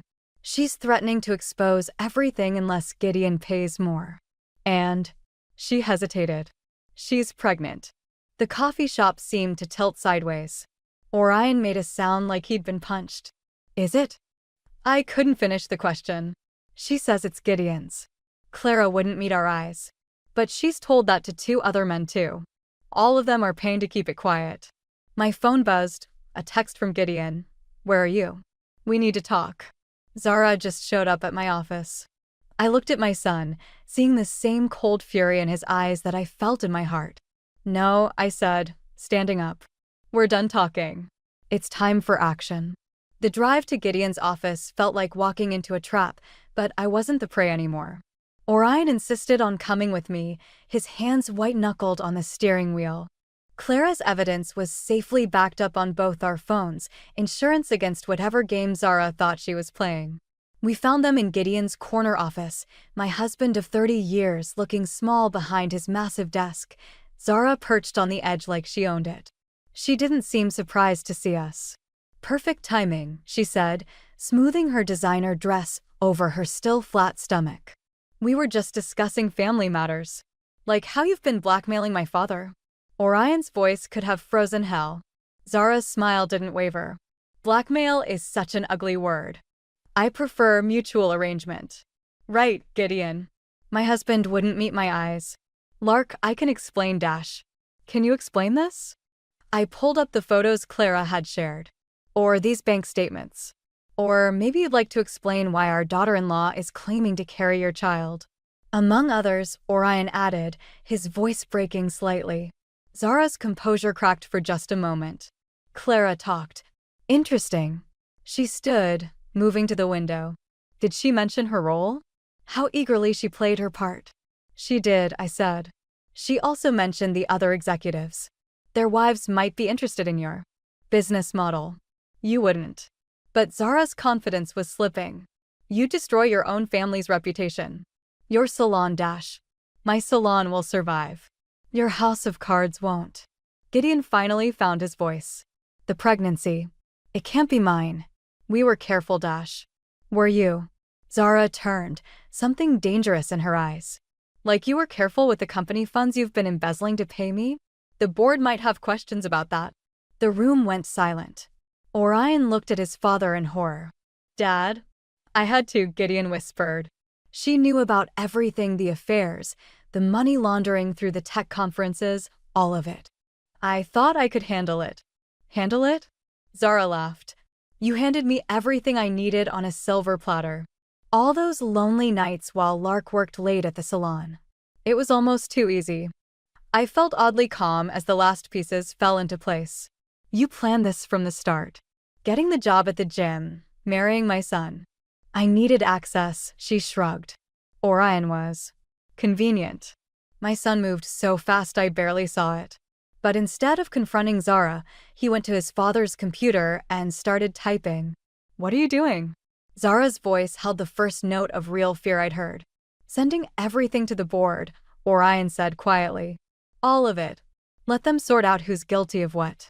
You'll go down with us, Gideon warned. Orion looked at me, and I saw my own determination reflected in his eyes. Some things are worth burning for. The board meeting was called for 9 the next morning. I sat in my car outside the corporate office, watching executives hurry in with grim faces. Orion had sent everything, every document, every photo, every transaction. The match was lit. Now we'd watch it burn. My phone buzzed with a message from Clara. Zara's gone. Emptied her accounts this morning. I'm sorry. Before I could respond, a tap on my window made me jump. Gideon stood there, looking older than I'd ever seen him. They're asking for you too, he said quietly. As a character witness. The elevator ride up was silent. 30 years of marriage reduced to avoiding each other's reflection in the polished doors. In the boardroom, faces turned to study me, these men who'd probably seen my husband's indiscretions as just another business expense. Mrs. Simmons, the board chairman began, we understand you have direct knowledge of certain activities involving company funds. I opened my mouth to speak, but another voice cut through the room. She knows nothing. Zara stood in the doorway, designer bag still on her shoulder. She looked like she hadn't slept. I have a counteroffer, she announced, dropping a USB drive on the table. Everything about everyone. Not just Gideon. Every executive who used my services, every penny laundered through fake conferences, every affair arranged through the gym. Names, dates, receipts. She smiled thinly. I was very thorough. The room erupted in whispers. I watched these powerful men squirm, saw their faces pale. You'd implicate yourself, someone argued. I'm already implicated, Zara shot back. But I can either go down alone or take this whole company with me. Your choice. Orion stepped forward. Mom, don't let them dash. Actually, I interrupted. Standing up, I have something to say. I pulled out my phone. Press play on the recording from yesterday's confrontation in Gideon's office. Zara's confession filled the room. But that's not all, I continued, meeting each board member's eyes. While you were busy covering up scandals, I was building something honest. My salon has served this community for 20 years. And every woman who's ever sat in my chair? They're all watching this live stream right now. I held up my phone, showing the active broadcast to my salon's social media page. Thousands of viewers were already commenting. You can bury this, I said calmly, but you'll bury yourselves too. Or we can clean house. Starting with my husband and my former daughter-in-law. Zara's composure finally cracked. You wouldn't dare dash. I already have. I turned to Gideon. I gave you 30 years. I won't give you one more minute of silence. The chairman cleared his throat. Perhaps we should discuss severance packages. The media circus hit like a tornado. By evening, every local news station was running the story of the tech company scandal. My salon's phone wouldn't stop ringing, not for appointments, but for interviews. Everyone wanted to hear from the hairdresser who exposed it all. I sat in my empty salon after hours, watching my reflection in the mirrors. 30 years of memories haunted every corner. Gideon bringing me coffee during late nights. Orion doing homework at the reception desk. All of it felt tainted now. The bell chimed. Clara stood in the doorway, looking uncertain. "I thought I'd find you here," she said. "The police want to talk to me about Zara's operation. They think there might be more victims." I nodded, too tired to speak. My phone buzzed again, another message from Gideon's lawyer about the divorce proceedings. "I never meant for any of this," Clara continued, sitting in the styling chair where we'd first met. "I was just lost, desperate. Zara knew exactly how to spot people like me. People like you? Broken ones." She met my eyes in the mirror. "But you weren't broken. That's what scared her about you." Why she pushed Gideon so hard to. My scissors clattered to the floor. "To what?" "To destroy your salon. The company was going to buy this building, force you out. Make it look like business as usual." Clara's voice cracked. "Zara said if you had nothing left, you'd be easier to control." The room spun. All those nights Gideon spent reviewing property documents, claiming he was helping me expand the business. He'd been planning my downfall instead. My phone rang. Orion. "Mom? You need to come home. Dad's here. He's not doing well." I found them in my kitchen. Gideon sat at the table, head in his hands. Papers spread before him, bank statements, property deeds, evidence of years of manipulation. "I transferred everything back," he whispered. "The salon, the house, your savings. It's all in your name now." "Why?" My voice sounded strange to my own ears. "Because Zara was right. I wanted to break you. Make you need me again." He looked up, eyes red. "But you were always stronger without me." I just couldn't bear to see it. Orion moved to stand beside me, but I held up my hand. 30 years of marriage, and I finally saw the truth. Every compliment, every gesture of support, they'd all been chains, disguised as love. "Get out," I said quietly. "Both of you." Mom dash. "I need to be alone." The weight of everything, the betrayal, the lies, the years wasted, pressed down like concrete. "I need to remember who I am without any of you." The door clicked shut behind them. In the silence, I heard something break inside me, and something else, something stronger, begin to rise from the ruins. The police found Zara at the airport, ticket to Dubai in hand. They brought her to the station, where I waited with Orion. Through the interrogation room window, she looked smaller somehow, her designer clothes wrinkled, her makeup smeared. "She wants to talk to you," the detective said. "Only you." Orion grabbed my arm. "Mom, don't dash. I need to know why." I squeezed his hand before entering the room. Zara didn't look up. "Did you know I grew up in a trailer park?" Mom worked 3 jobs, Dad was nowhere. I swore I'd never be that helpless again. "So you made others helpless instead?" "I made them see reality." Her eyes met mine, hard as diamonds. "These men, these families, it's all an illusion. Love doesn't last. Only power does." "Is that what you told yourself when you married my son?" Something flickered across her face. Orion was unexpected. He actually believed in things. Loyalty. Family. She laughed bitterly. "Like mother, like son." "The pregnancy?" "Not Gideon's. Not anyone's." She touched her flat stomach. Amazing what a few doctored medical records can accomplish. The door opened. Clara stepped in, followed by 3 other women, all familiar faces from my salon. Former clients. All involved in Zara's scheme. "Tell her the rest," Clara said quietly. "About the recordings." Zara's composure cracked. "You brought them here? They deserve to know. All of it." As the truth spilled out, the hidden cameras, the blackmail videos, the network of desperate women Zara had manipulated, I felt strangely calm. This woman had tried to destroy not just my family, but dozens of others. "You know what your mistake was?" I said, cutting off her justifications. "You thought breaking people made you strong. But real strength." I gestured to the women behind me. "It's helping them rebuild." "What are you talking about?" "While you were running, we were organizing. My salon? It's becoming a support center. For women like Clara. Like these others. Like you could have been if you'd chosen differently. You can't dash. We already have. Your victims? They're not victims anymore. They're survivors. And they're all testifying. Zara lunged across the table, but the officers were faster. As they restrained her, she screamed, "You self-righteous bitch. You think this makes you better than me?" "No," I said, standing. "It makes me free of you." Outside, Orion waited with divorce papers in hand. "You okay?" I watched through the window as Zara crumbled, her carefully constructed world of power and control dissolving into handcuffs and criminal charges. You know what? For the first time in months, I really am. 6 months later, I stood in my transformed salon, watching the evening sun paint the walls gold. Where there used to be styling stations, there were now small meeting areas. The back room had become a counseling space. My scissors still worked their magic, but now they did more than just cut hair. They helped women shed their old lives, just as I had.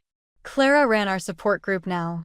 She had a gift for spotting the ones like her former self, women trapped in webs of manipulation and fear. Together, we'd helped dozens rebuild their lives. Orion visited regularly, bringing coffee and his graphic design skills to our new website. The divorce had changed him, but not in the way I'd feared. He was stronger, more determined. Like mother, like son.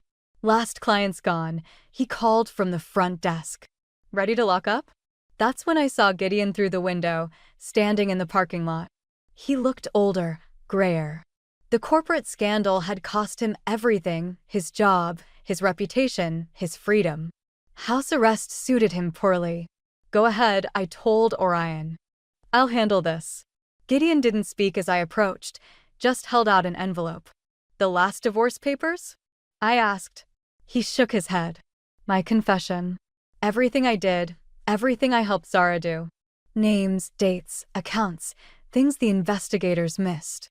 He swallowed hard. "I owe you that much." "Why now?" "Because you were right. About strength. About helping people rebuild." He gestured at the salon's new sign, "Transformations. Hair, heart, hope. You took something ugly and made it beautiful." I just destroyed things. I studied him, this man I'd loved for 30 years, who'd tried to break me when he couldn't control me. "Keep the confession. Use it to fix what you broke. That's your path to rebuild, not mine." He nodded slowly, understanding what I wasn't saying. Forgiveness wasn't the same as reconciliation. Back inside, I found a letter on my desk. Clara's handwriting. "Dear Lark, I'm leaving town. There's a women's shelter in Seattle that needs help setting up a program like yours. I thought, maybe it's time to pass on what you taught me. About strength. About healing. Thank you for showing me that our worst moments don't define us. Our responses to them do. Love, Clara. P.S. Zara wrote to me from prison. She's asking for help. I think she's finally ready to change. What should I tell her?" I smiled, picking up my phone to text Clara back. Some transformations take longer than others. But they all start the same way, with someone believing change is possible. I turned off the lights, watching my reflection in the darkened mirrors. The woman looking back wasn't broken anymore. She was whole, stronger at the mended places, ready to help others find their way home to themselves. After a particularly tense encounter with my mother-in-law, where she harshly criticized my job situation and educational background, things reached a breaking point. The situation took a shocking turn when she unexpectedly threw hot water at me. This was an extreme and unwarranted action. While I was fortunate not to get hurt, the potential for serious injury was clear. I was stunned by her drastic behavior, especially since it was my husband, Daniel, who was unemployed, not me. The growing resentment I felt towards her unreasonable behavior became overwhelming. I reached my limit and decided I had no choice but to leave. "If this is what you want," I said firmly, "I have no choice but to go." To my surprise, my mother-in-law seemed almost pleased by my decision to leave, showing no remorse for her actions. Unable to handle such a toxic environment any longer, I decided to return to my parents' home. What she didn't know was that I had been the primary financial supporter of our household. I had taken up stock trading and was earning around $45,000 a month after leaving my job. Despite being pushed out, I was confident in my ability to support myself independently. My relationship with Daniel began in college. We both studied economics and dreamed of careers in finance. After we both secured jobs at different brokerage firms, Daniel proposed, and I happily accepted, looking forward to a bright future together. However, our plans changed unexpectedly when Daniel asked me to quit my job and move in with him to his mother's home. He wanted to stay with her after his father's passing, and despite my initial hesitation, I agreed, hoping it wouldn't be too burdensome. Recent events, however, made me deeply regret my decision. I vowed never to help my mother-in-law again, even if she faced financial difficulties. When Daniel was in middle school, he became his mother's only companion after his father died. As an only child, he was deeply concerned about her well-being, which I understood and respected. That's why I agreed to live with them. 3 weeks later, we moved into Daniel's family home. At first, my mother-in-law seemed happy to have her son back home, but her attitude quickly changed when it came to me. Her cold, unwelcoming gaze made it clear that she didn't approve of me. Despite feeling unwelcome, I tried to stay positive, ignoring a faint muttering from her that I couldn't quite hear. It might have been about me, but I decided to let it go. Living with her soon proved to be more difficult than I had expected. One morning, I was abruptly awakened by her loud voice demanding that I get up and make breakfast. It was only 5 a.m. "Don't just lie around because you're not working," she scolded sharply. Although it felt unreasonable at that early hour, I didn't argue and began preparing breakfast. Throughout the process, I had to endure her constant critiques about my speed and efficiency. After what felt like an eternity, breakfast was finally ready, though it had only been 25 minutes. I apologized for the delay, only to be met with more complaints about the time it took. Her next issue was with the soup, which she claimed was too salty. I honestly didn't think it was, but she insisted that my cooking was a deliberate attempt to harm her health. "What are you saying? Is there something wrong with my taste? Are you trying to kill me?" she demanded. The constant criticism and the shocking incident with the hot water were more than I could tolerate. The situation was clear. I needed to find a way to get out of this toxic environment and reclaim my peace of mind.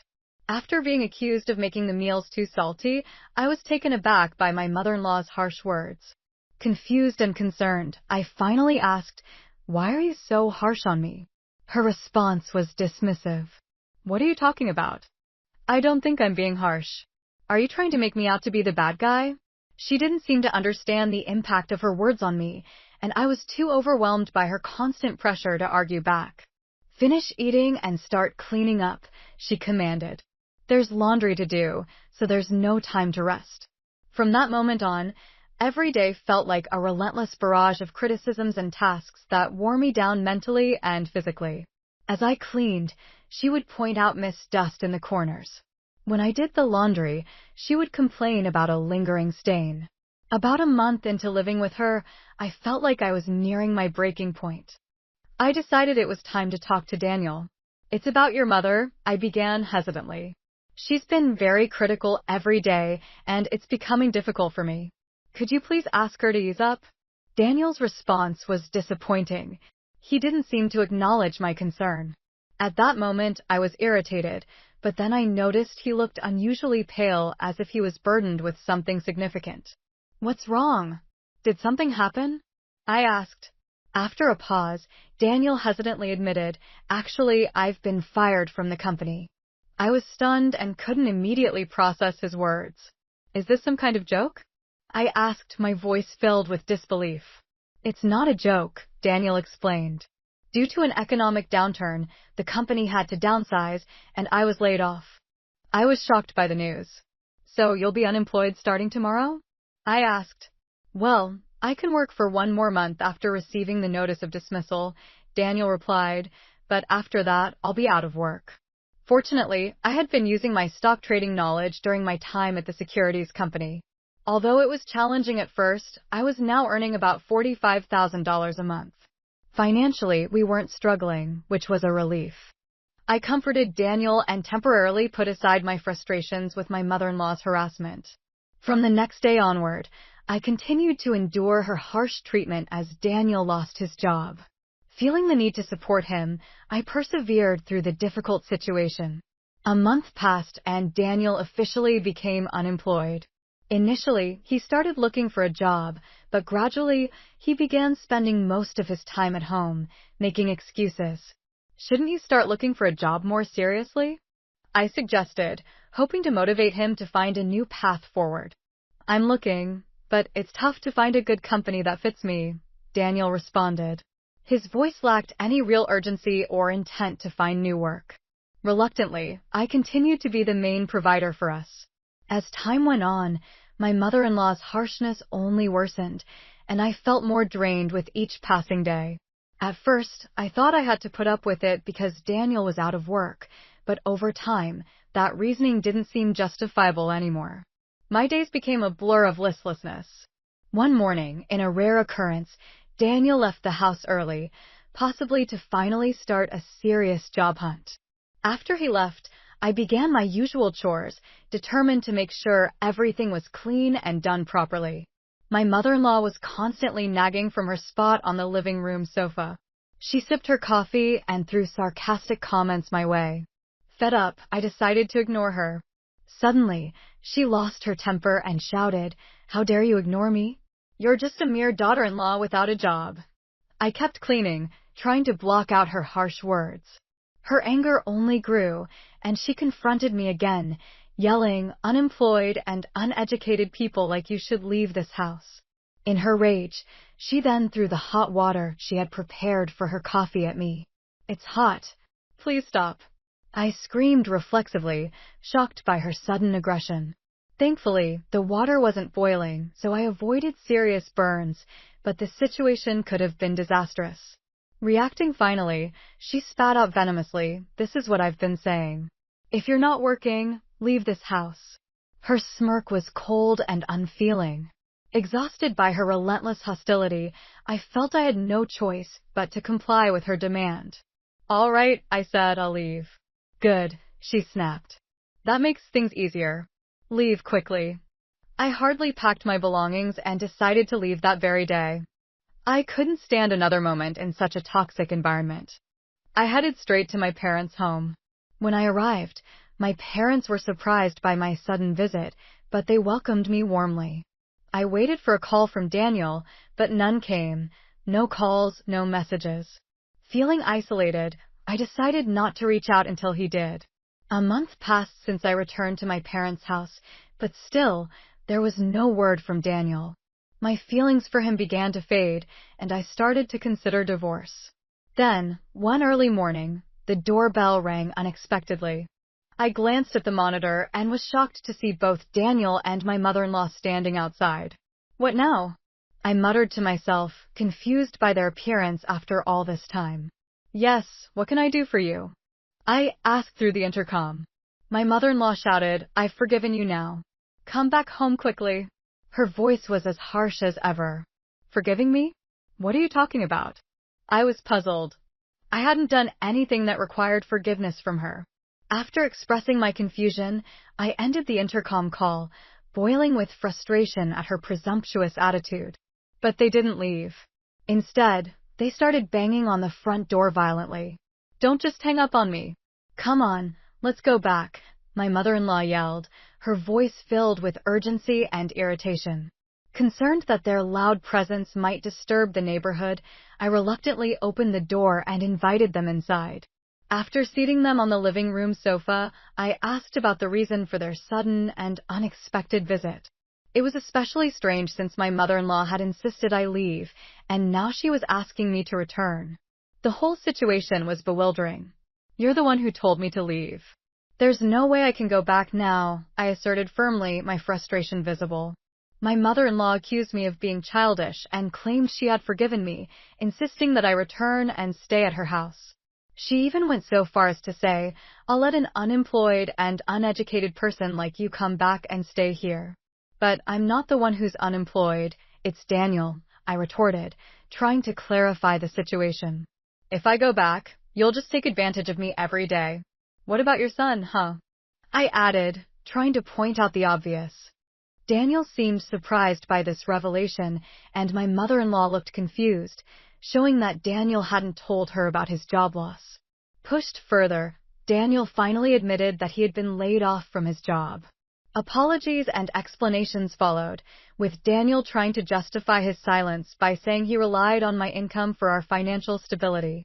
My mother-in-law, shocked by the news, openly expressed her anger at Daniel for not finding a job yet. Why did you keep quiet about this? What are we going to do now? She scolded him.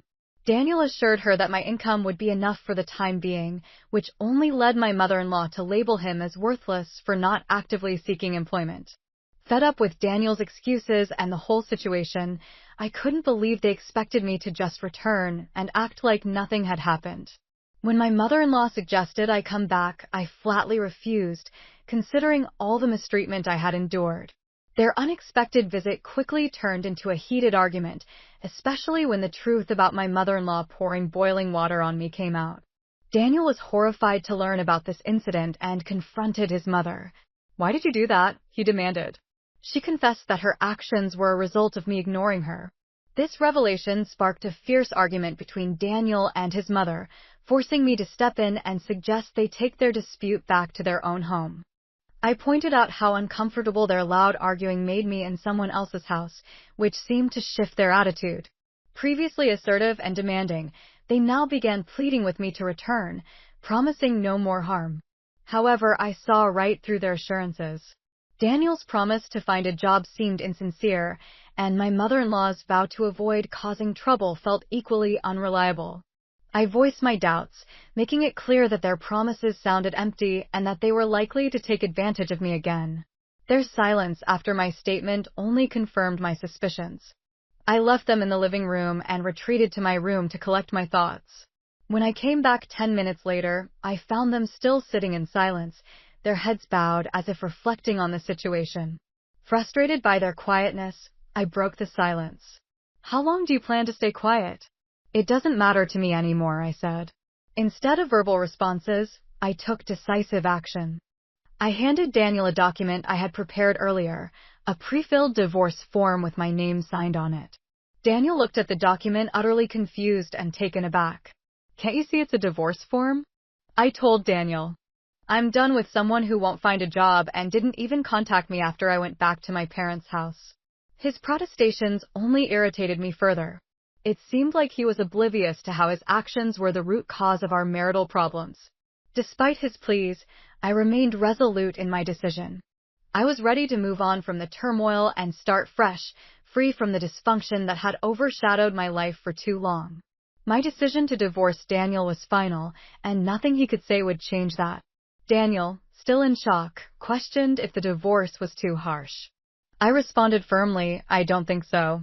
It's your fault, and directed the same sternness toward my mother-in-law, who was also responsible for the situation. Resigned, Daniel signed the divorce papers, cautioning me not to regret my decision. However, I felt a deep sense of relief, confident that the one who would regret this would not be me but Daniel. I'll submit the divorce papers, I declared. I don't want any compensation. Just go home. I finalized our separation. Although it might have seemed harsh, distancing myself was necessary to escape the ongoing harassment from my mother-in-law and the strain of Daniel's unemployment. 3 weeks later, while enjoying a quiet day at my parents' house, I received an unexpected call from my former mother-in-law. She informed me that the electricity and gas had been cut off at her house and hinted that I might have had something to do with it. I explained that since the divorce, I had stopped covering Daniel's and her living expenses. Desperate for help, she asked if I could pay just for that month. I found her request absurd since we were no longer related and I no longer lived there. I firmly declined, suggesting she ask Daniel for assistance since he had promised to find a job. Unable to accept my refusal, she pleaded for help, trying to use the ex-wife card. However, I remained resolute, ending the call and blocking her number to avoid further entanglements. Finally, I had severed ties with both my ex-mother-in-law, who had persistently harassed me, and Daniel, who had proven himself unreliable. Life in my parents' house gradually became peaceful, a stark contrast to the tumultuous times I had left behind. I began to enjoy a newfound sense of tranquility and freedom, relieved to be away from such a toxic environment. Several months after distancing myself from that turbulent chapter of my life, I found myself on a holiday, checking stock charts and enjoying the peace of my new routine. It was then that I received an unexpected message from Daniel. In it, he apologized for everything, acknowledging his past reliance on me and mentioning his recent employment at a factory. Despite his apology, I felt no desire to re-engage with that part of my life. Daniel also wrote about his mother's continued harsh behavior and expressed a wish for me to come back. However, reading his message convinced me that reconciliation was not an option. I decided to block Daniel's number, choosing to permanently close that door. 8 months after the divorce, life took a more positive turn when a friend introduced me to a new man. He was dependable and treated me with respect. Despite our age difference, we found a strong connection. While we weren't rushing into marriage, I cherished the happy moments we shared. He brought a sense of joy and stability that I had long missed, allowing me to focus on the present and leave my troubled past behind. With him, I began to truly rebuild my life, appreciating each day as it came and looking forward to what the future might hold. Life in Dallas, Texas, had always seemed perfect from the outside. But behind the walls of our neat suburban home, things were far from ideal. My name is Lisa, and I'm 35 years old. I work as an administrative assistant at a local office, and my life revolves around my 2 children, Mark and Naomi, and my husband, Alan. Alan is a 40-year-old engineer with a cold demeanor that always felt more like a distant ice than a warm embrace. Mark, my 12-year-old son, has always been the apple of Alan's eye. He's bright, handsome, and full of charm. Alan and his mother, Ruth, often dote on him, showering him with praise and affection. On the other hand, Naomi, my 10-year-old daughter, is the exact opposite in their eyes. She has dark black skin, curly hair, and a shy, reserved personality that makes her stand out in ways that aren't always kind. Alan's parents, Ruth and Henry, run a small chain of grocery stores that Alan is set to inherit. Every visit to their house is a reminder of the hierarchy that's been established. Mark is cherished and adored, while Naomi is left in the shadows. I remember the first time I saw the way Ruth looked at Naomi. It wasn't just a glance. It was a cold, dismissive stare that spoke volumes about how she viewed my daughter. One day, while I was preparing dinner, I overheard Alan and Ruth talking in the living room. Their conversation was casual, but it cut like a knife. "Mark is such a smart boy," Ruth said, her voice full of pride. "He's going to do great things, just like his father." Alan's response was equally unsettling. "Yeah, I just wish Naomi could be more like him. Maybe if she had a little more of my genes, she wouldn't be so different." He laughed, but it was a harsh, empty sound. I tried to ignore the sting of those words, focusing instead on keeping the household running smoothly. But every day was a struggle. Naomi felt the weight of their neglect acutely. She would retreat into her room, hiding from the world outside and the cruel comments she couldn't escape. Things were often worse during our visits to Alan's parents. Ruth and Henry's home was a grand place, filled with opulence and the unmistakable smell of privilege. Mark was always the center of attention, his achievements lauded, and his every whim catered to. Naomi, on the other hand, was often ignored or given terse, cold responses. I tried to make up for it with hugs and encouragement, but it was clear that her father and grandparents couldn't see beyond her appearance. One particularly harsh moment stands out in my memory. We were at Ruth and Henry's for dinner. The table was beautifully set, and Mark was regaling everyone with stories from school. Naomi sat quietly at the end of the table, her meal untouched. Ruth's eyes flicked towards her with barely concealed disdain. "Naomi, dear, why don't you eat something?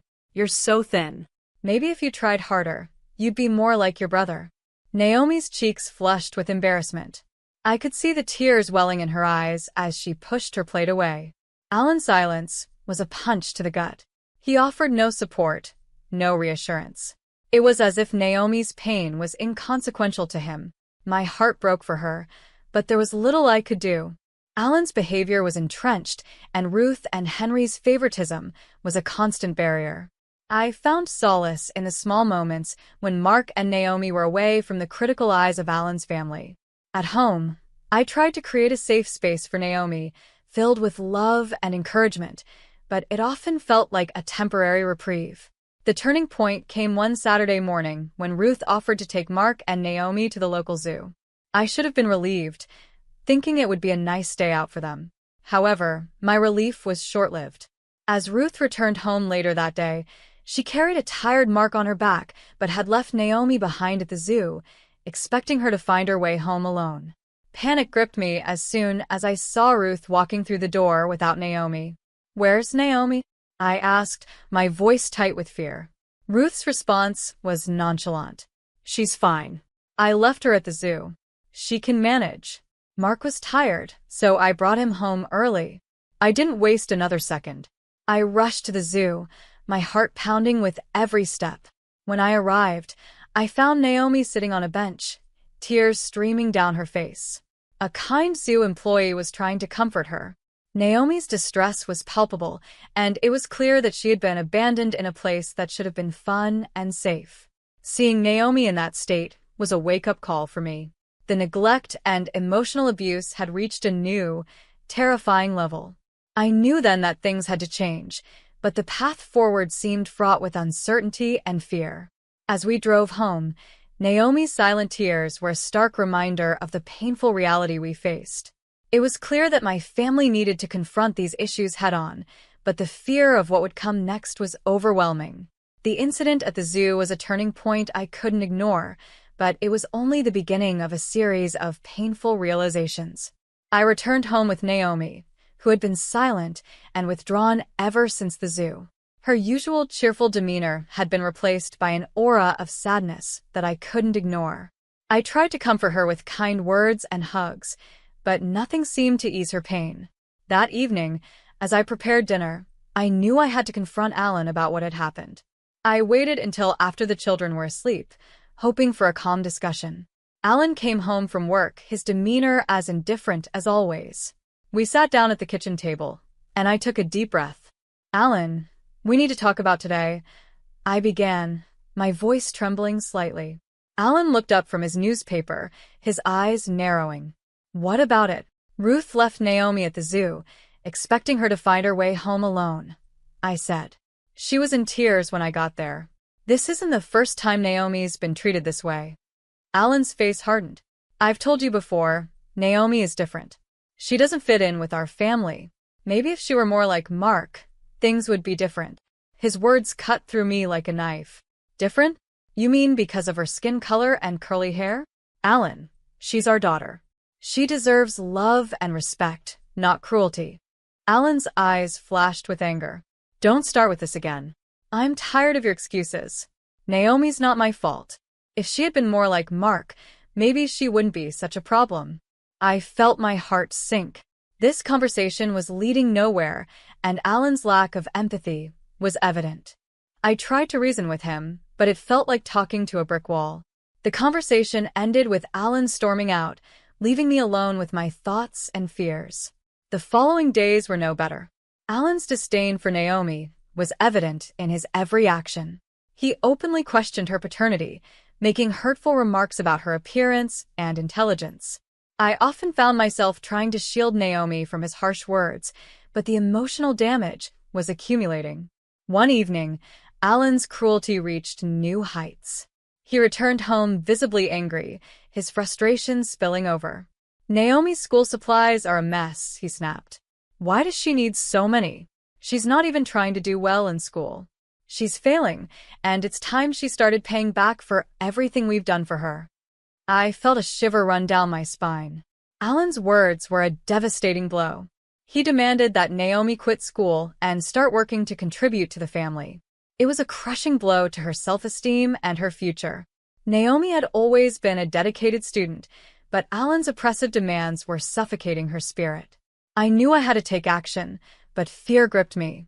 Our financial situation was precarious, and I wasn't sure how we could manage on our own. Alan's job as an engineer provided the bulk of our income, and I had only a modest salary. The thought of leaving him seemed impossible, given our financial instability. Yet, as the days passed, I couldn't ignore the toll Alan's behavior was taking on Naomi. Her once bright eyes were now clouded with sadness, and her academic performance suffered as she struggled to cope with the emotional weight. I felt a growing urgency to protect her from further harm. Then, one rainy evening, I reached my breaking point. Alan had come home, his temper flaring after a bad day at work. He stormed into the living room, his anger palpable. "I've had enough of Naomi's excuses," he shouted. "She's not contributing anything to this family. If she wants to stay, she needs to start working and paying us back." Naomi, who had been quietly sitting in her room, overheard the argument. She came out with tears streaming down her face. "Mom, please don't make me leave school. I want to learn. I want to be someone." Seeing her so broken was the final straw.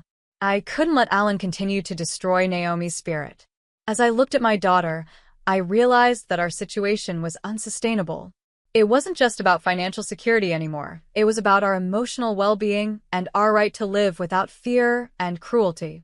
In that moment, I made a decision. I couldn't keep enduring this abuse and neglect. I had to protect Naomi, even if it meant facing the unknown. I resolved to leave Alan, to seek a safer and healthier environment for my children. The thought of leaving behind our home and facing financial uncertainty was terrifying, but I knew it was the only way forward. The next few days were a whirlwind of preparation. I gathered our essential belongings, trying to stay as organized as possible while managing my growing anxiety. Mark, who had recently moved into his own apartment, was supportive when I reached out to him. He offered us a place to stay, and his support gave me the strength I needed. With heavy hearts and rain pouring down outside, I packed up Naomi and our belongings. It was a bittersweet farewell to a life that had been filled with pain and neglect. As we drove to Mark's apartment, I couldn't help but feel a mixture of hope and fear. We were leaving behind everything we had known, but we were also stepping into a future where we could rebuild our lives and find the happiness and respect that had long been denied to us. As we arrived at Mark's apartment, I looked at Naomi, who was still apprehensive but hopeful. We were about to start a new chapter, one that I hoped would bring us the peace and love we so desperately needed. The journey ahead was uncertain, but I knew it was a journey worth taking for the sake of my children and their future. Leaving Alan was one of the hardest decisions I had ever made. As we settled into Mark's apartment, I felt a mixture of relief and anxiety. It was a new beginning, but it came with its own set of challenges. Mark, at just 21, had managed to carve out a small but comfortable life for himself. His apartment was modest, but it was a safe haven for Naomi and me. Naomi was initially quiet, overwhelmed by the changes and the emotional strain she had endured. I tried to create a sense of normalcy for her, encouraging her to focus on her studies and hobbies. Mark, though young, was incredibly supportive. He made sure we felt welcomed and at ease, always checking in to see if we needed anything. As weeks turned into months, Naomi began to open up more. She started to show signs of her old self. Her laughter came back, and she regained her enthusiasm for school. It was a slow process, but each small step was a victory. Mark and I worked hard to provide a stable environment, making sure Naomi felt loved and secure. One day, while Mark was at work, I took Naomi to a local community center. They had a variety of activities and programs, including tutoring and art classes. Naomi had always enjoyed painting, so I signed her up for an art class. I watched as she immersed herself in her work, her face lighting up with the joy of creation. It was a stark contrast to the sadness she had shown during the final days at home with Alan. During this period, I also started looking for a job. The financial strain was real, and I knew I needed to contribute to our household. Finding a job was challenging, but I was determined to make it work. After several interviews and rejections, I finally secured a position as an administrative assistant at a local firm. It wasn't a dream job, but it provided stability and helped us get back on our feet. Life in Dallas began to take on a semblance of normalcy. Naomi continued to thrive in school and her art classes, while Mark and I adjusted to our new routines. We began to explore the city, discovering new parks, libraries, and restaurants. The simple joys of everyday life started to heal the wounds from our past. One day, while Mark and I were at home discussing plans for the weekend, my phone rang. It was a number I didn't recognize. Hesitantly, I answered. On the other end was Ruth, Alan's mother. Her voice was soft, almost apologetic. "Lisa, I hope you're well," she began. "I've been trying to reach you." I was taken aback. Ruth had been a harsh critic of Naomi, and I had not expected to hear from her. "Why are you calling?" I asked, trying to keep my voice steady. "I wanted to apologize for how we treated Naomi," Ruth said, her voice trembling slightly. "Alan has been having a hard time since he left. He's lost his job and the grocery stores. We're struggling, and I've realized how wrong we were." I listened in silence, feeling a mix of emotions. Ruth's apology seemed sincere, but it also stirred up old wounds. "I appreciate your apology, Ruth," I said finally. "But Naomi and I have moved on. We've worked hard to build a new life, and we're finally finding some peace." Ruth's voice was tinged with regret. "I understand. I just wanted to reach out and let you know that I'm sorry for everything.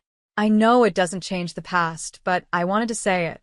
We ended the call on a somber note. Ruth's apology was a small but significant acknowledgement of the wrongs done to Naomi. It didn't undo the damage, but it was a step toward closure.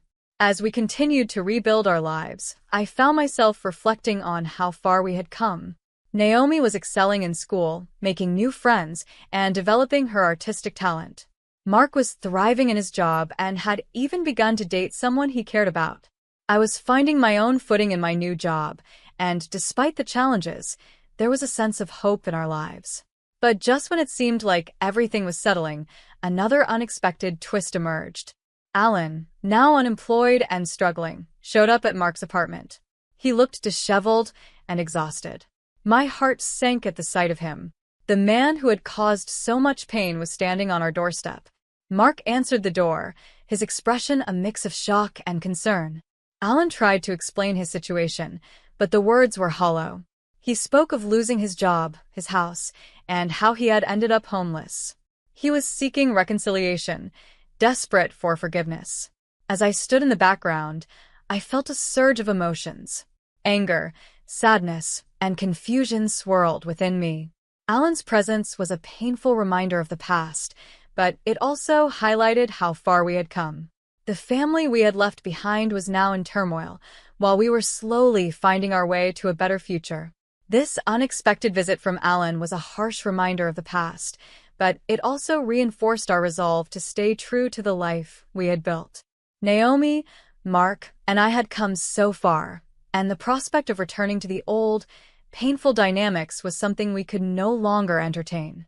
As Alan left, his pleas unanswered, I took a deep breath and looked at Naomi and Mark.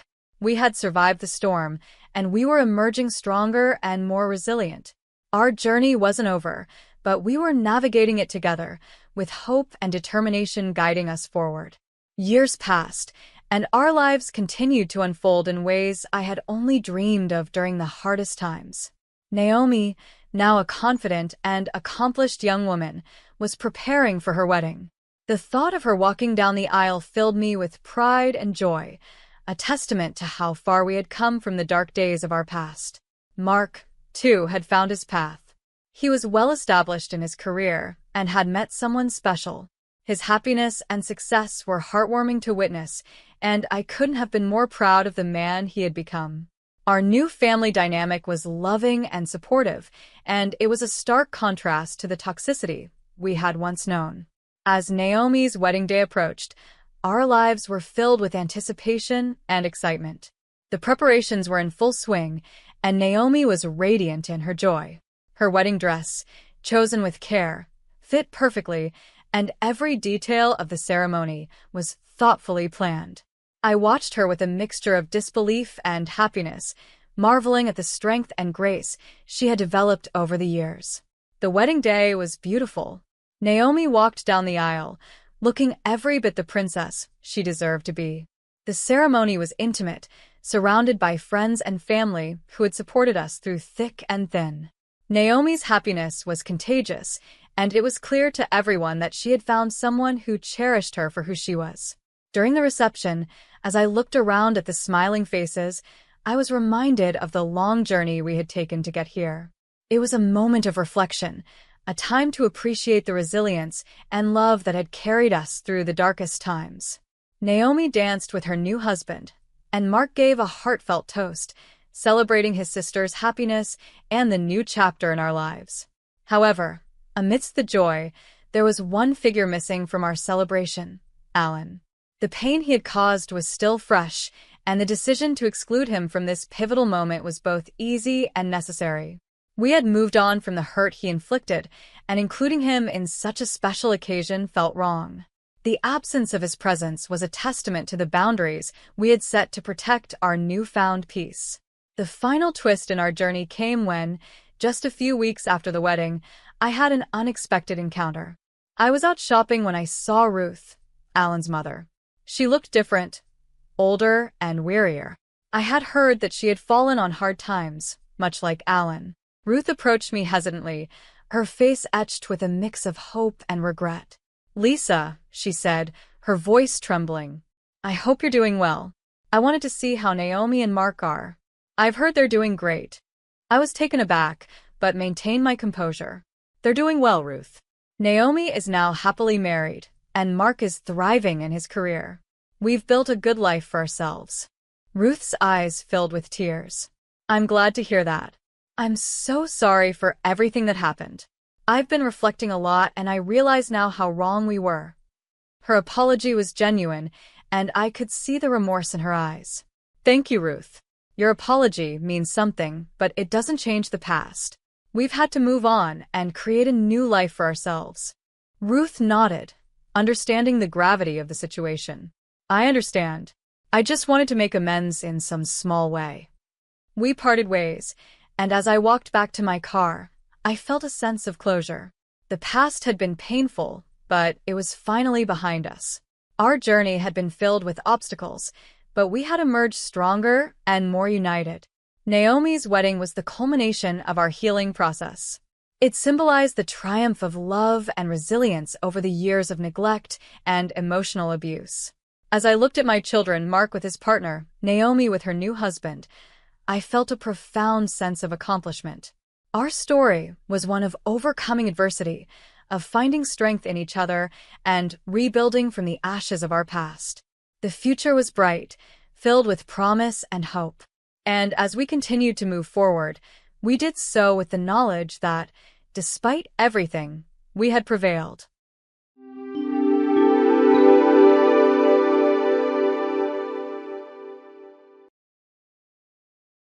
My name is Jessica. I wasn't raised in a wealthy household, but I somehow managed to land a job and even get married. My husband's name is Edward, and he works at a luxury hotel. I really thought I was going to have a happily ever after, but I never imagined it would end up like this. It wouldn't be an exaggeration to say that my childhood home was below average in terms of wealth. I was brought up in such a home, but I don't hold even a speck of resentment towards my parents. They gave up all their luxuries for me, took me places to play, and taught me about the different cultures of those places. I wonder if they loved geography, but as a child, I often thought they were trying too hard for my sake. I didn't want to make my parents go through any more trouble for me, so I decided that I would work as soon as I graduated from middle school. My mother would say to me, "You really should at least finish high school. It might be tough to find a job in the future." And my father would add, "That's right. We have enough saved to send you to high school." I was really happy about their feelings, but even more than that, I had a strong desire to make life easier for my parents as soon as possible. "It's all right," I said with little certainty. "The sooner I start working, the sooner I'll start earning more." But just like my parents said, there was no guarantee that I would be able to find a job anywhere at that time. I had a friend who was a foreign girl who had immigrated when we started middle school. Her name was Jessica, and like me, her family wasn't rich. Maybe that's why we got along so well and always played together. Since Jessica could speak some English, we managed to have conversations without realizing it. I was learning Spanish while talking with her. By the time I was in the 9th grade, I could hold conversations in Spanish pretty well. Perhaps it was my Spanish skills that did it, because lo and behold, a certain travel agency decided to hire me. They saw value in my ability to speak Spanish. Jessica and I, having both left school after junior high, began working and gradually lost touch. But I was single-minded in my work, determined to earn money. As time flew by, I found myself at 26 years old. There was a lounge in a hotel that I frequently used for work. It was a high-end place, but cozy, and the snacks and coffee menu were reasonably priced. We could have our meetings there with the staff. At that time, the waiter working there was Edward. The hotel hosted many foreigners, so he seemed to speak Spanish as well. Sometimes I would be there with foreign guests, too. Maybe it was because we both spoke Spanish, but something just clicked between us. Edward struck up a conversation, and before I knew it, we were in a whirlwind romance that led to marriage. For a girl from a poor family to get married, it's quite a deep feeling when you think about it. Regardless, I was expecting to start a new and exciting life. However, the reality turned out to be the exact opposite. When we were getting married, Edward had a request. If it's okay with you, Jessica, I'd like to live within my family home. The reason was that Edward had lost his father a few years back, and he was worried about his mother living alone. His mother's energy levels were dipping, and it seemed like a good idea to have someone watch over her. Plus, at the time, I was a remote worker who could do my job from home. I guess that's why Edward thought it would be convenient, since I was always home to keep an eye on his mother and manage the household chores. On the flip side, Edward often had long hours at work and wasn't home much.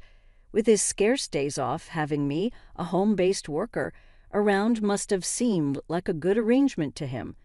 But I couldn't immediately agree to it. That's because when I first went to Edward's family home to introduce myself before marrying Edward, his mother had gone silent after asking about my education. "Jessica, which university did you graduate from?" When I honestly replied, "Well, I didn't go to college. I only finished middle school," my mother-in-law just looked at me in silence for a while. It was clear from her expression that she looked down on me. "Oh, middle school. Well, she said, voicing her disdain. Given this history, I figured living with her wouldn't go very smoothly, so I mentioned it to Edward casually. "Edward, don't you think your mom doesn't exactly see me in the best light?" When I asked, he chuckled a bit and said, "Nah, that's not true. Mom trusts me, and I'm sure she's got no bad feelings toward my wife either." Hearing that made me think maybe I was overthinking things. Edward also promised that if anything came up, he'd speak to his mother on my behalf. With that assurance, I agreed to move in with his family. But once I actually started living there, things were far from perfect. It was like a slap of reality. Whenever Edward and I visited his family's house, his mother would speak to him with such warmth. "Edward, thank you. I'm so grateful you're living with me." And Edward would respond, "Of course." From my perspective, they seemed like such a close mother and son, but towards me, my mother-in-law's attitude was completely different, cold even. "Well, Jessica, just make sure you don't hold Edward back," she'd say emotionlessly, as if she was instructing a servant. It was clear she still looked down on me. I can't help but think that, but at that moment, Edward stood up for me. "Don't worry, Jessica is doing a great job working too." But when I mentioned this, my mother-in-law momentarily turned stern, a detail I did not miss. I figured I should just speak to Edward if things ever got troublesome and decided to handle it my way, thinking things would work out since we were living together. We were family after all, and I didn't want any weird vibes between us. That's the spirit with which we started our cohabitation, but reality, as it often does, didn't quite bend in a favorable direction. Once, as I was working on my computer as usual, my mother-in-law barged into my room and said, rather angrily, "Hey, Jessica, when are you going to clean my room?" It needs to be done by 10 o'clock a.m. every day. I was taken aback since I had never heard of such a rule. Sure, I agreed to do household chores, but we never discussed to what extent. If she had just kindly told me from the beginning, that would have been fine. After all, I have my own job and can't be available all the time. However, arguing wouldn't be mature, so I quickly wrapped up my work, apologized, and started cleaning her room. Meanwhile, my mother-in-law was just lounging in the living room, watching TV and munching on snacks. Edward had expressed concerns about his mother's health, but she seemed well enough to clean her own room. I had imagined she might struggle with walking, but she was more sprightly than I thought. Once the cleaning was done, she was already commanding, "Now get started on dinner, and I like it bland. I won't stand for anything too strong." She even told me to go shopping for ingredients right away. I thought it was too early to start prepping, but figured I'd get it done and go back to my work. When I returned from shopping, my mother-in-law was surprisingly still slacking off. It's hard not to get annoyed, but I chose to hold back and just get things done. Probably being tested by her, I believed she'd understand in time, but that hope lingered for months on end. There were days when the complaint was that I was 5 minutes late in getting the laundry in or that the bathtub wasn't cleaned properly, nitpicking to an almost obsessive degree.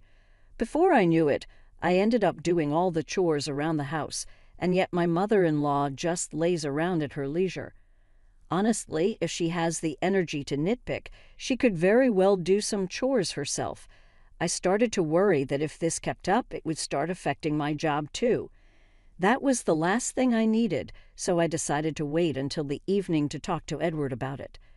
Once my mother-in-law had gone to bed, I told him everything. "Hey, I think your mom just doesn't like me. I'm getting so tired of being constantly criticized." But Edward just chuckled and said, "Come on, that can't be true. Mom's a kind person. There won't be any issues. As long as Jessica doesn't do anything strange, please try to get along with her." He just wouldn't believe me. Maybe it's because she's always doting on him and never complains to him. In fact, when Edward's around, my mother-in-law says, "Jessica, why don't you take a break and have some tea?" But even knowing that, there's a limit to my patience with this kind of life.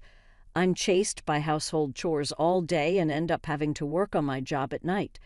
To be honest, my trust in Edward is starting to fade. If nothing changes, I might just collapse from all the stress. Then, in the midst of all this, my mother-in-law dropped a bombshell. "Jessica, I'll be away for about a week and about 3 months from now, so make sure you keep the house in order, okay?" She sprang this on me out of nowhere. When I asked what was going on, she said, "Edward suggested we go on an overseas vacation. That's my boy, always knowing how much I love traveling abroad. I'm looking forward to it." I was stunned because Edward hadn't mentioned a word of this to me, and to top it off, it sounded like I was being left out, expected to stay behind, and manage the house. I needed to talk to Edward about this right away, so I brought it up that night. His response was, "Oh, Mom already told you, but you're coming too, right?" It turned out we had our wires crossed. It seems my mother-in-law had lied to me. Even if Edward wants me to go there, there's no way I can enjoy a trip with her. In frustration, I told him, "I don't want to go. I can't possibly have a good time with your mother." Then Edward completely lost it and lashed out. "Jessica, what the heck are you saying? How long are you going to keep up this childish nonsense? I won't allow you to speak ill of Mom like that. You better reflect on this. It's a vacation abroad, for crying out loud, and I want to enjoy it too," he retorted. I was just shocked. I couldn't believe he wouldn't trust me this far with things like this. Staying in this house had become nothing but agony for me. To prove to Edward that what I was saying was true, I decided to take action. The next day, Edward was off work, so the 3 of us were having breakfast together. That's when I challenged my mother-in-law. "You're trying to exclude me from the trip abroad, aren't you?" My mother-in-law replied with a defiant tone. "Oh, did I say that, Jessica? If you want to come, you should just come along, right? But Edward interjected, "Hey, Jessica, don't you get it yet?" Apologized to Mom. "Why are you being so defiant? You're not a child anymore." Even so, what I said was the truth. I had a strong desire to clear everything up and really wanted Edward to understand. But before I could argue back, my mother-in-law gave me the worst insult. "Well, maybe Jessica should just stay home, right? It's too early for someone like you to travel abroad. You won't appreciate the experience with your lack of education. Besides, lazing around at home every day without working, do you even deserve to go abroad? You know it, don't you?" I was floored to think she still believed I was unemployed. I've explained about my job, even during our greetings. I've told you what my job is, haven't I? When I confronted her, she looked down on me. "What job? Remote work? Don't choke with me. You're just playing on the computer at home. It's been getting on my nerves every day. There's no way you're making money with that. You're just stealing Edward's earnings," she blurted out, and it really made me mad. But before I could retort, she went even further. "I have Edward, and that's enough for me. Edward can speak Spanish and works at a renowned hotel. There's no need to waste his earnings on a woman like you, uneducated and unemployed. A bottom feeder like you should just leave as soon as possible." She just went on and on. After all her tirades, Edward must have understood what I was saying. As I looked at Edward, he made an unexpected remark. "Well, I can understand how Mom feels. Maybe Jessica needs to cool off a bit," he said nonchalantly, as if he was fed up with me. At that moment, I made up my mind. I couldn't follow this parent and child anymore. My mother-in-law told me to get out, but I still wanted to confirm. "Am I really supposed to leave?" Laughing, she said, "Of course, leave as soon as you can. We don't need bottom feeders like you around." So I said, "Understood," and started preparing to move out. I just nodded to the two of them and left the house. As I was leaving, my mother-in-law called after me with a sneer. "Enjoy your poor life, as it suits a bottom feeder like you." But they didn't realize that retribution would come upon them. About 3 months after I left the house, around the time when they were scheduled to go on their trip abroad, my mother-in-law called me. "Jessica, I finally got through to you. What in the world is going on?" She sounded quite frantic. "First," I said, "I'm surprised you managed to call this number." She replied, "Of course, I tried several times and couldn't get through. I even called your parents' house to get your new number. I had told my parents that either Edward or my mother-in-law might call, and if they did, they should call back at this number. What's wrong?" I asked in a panicked tone, and she said, "What's wrong? We're getting all sorts of collection letters. Help me out." I didn't know about any of this. "Well, that's expected. You haven't been paying the utilities, have you?" I simply answered. My mother-in-law seemed to be in a world of her own. I had absolutely thought Edward was covering our living expenses. "To find out you were paying for everything. Why didn't you tell me? I had no idea you were making that much money." "It's kind of too late to be bringing this up now," I said, but maybe Edward finally told her the truth. "That's right," I said.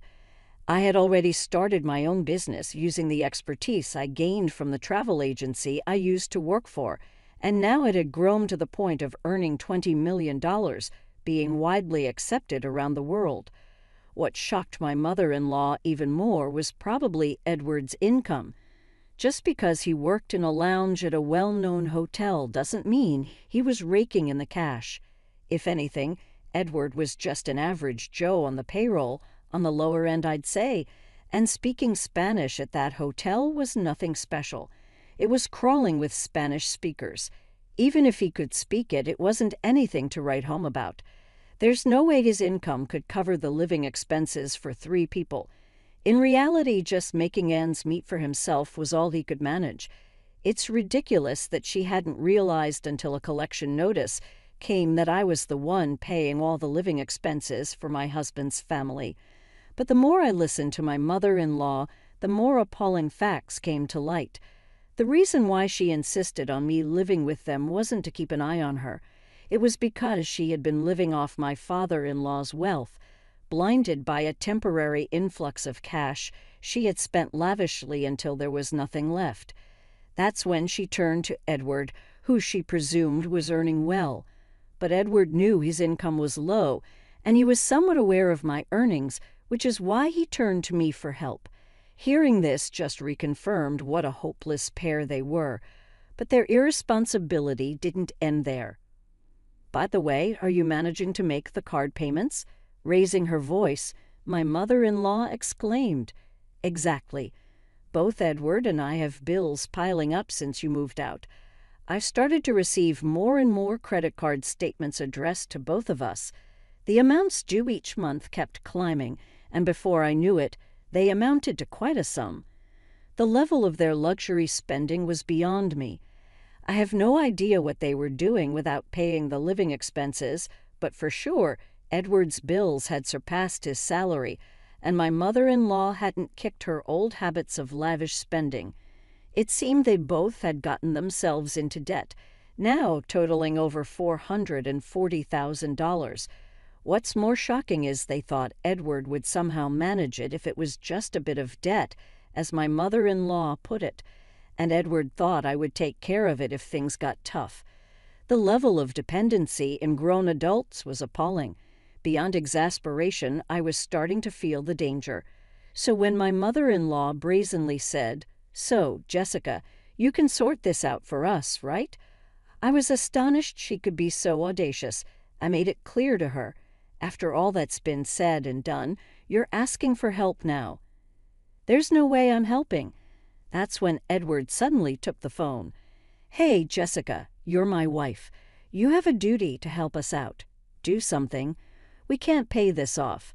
I couldn't fathom their nerve, but I did offer him a glimmer of mercy. "So you want to come over?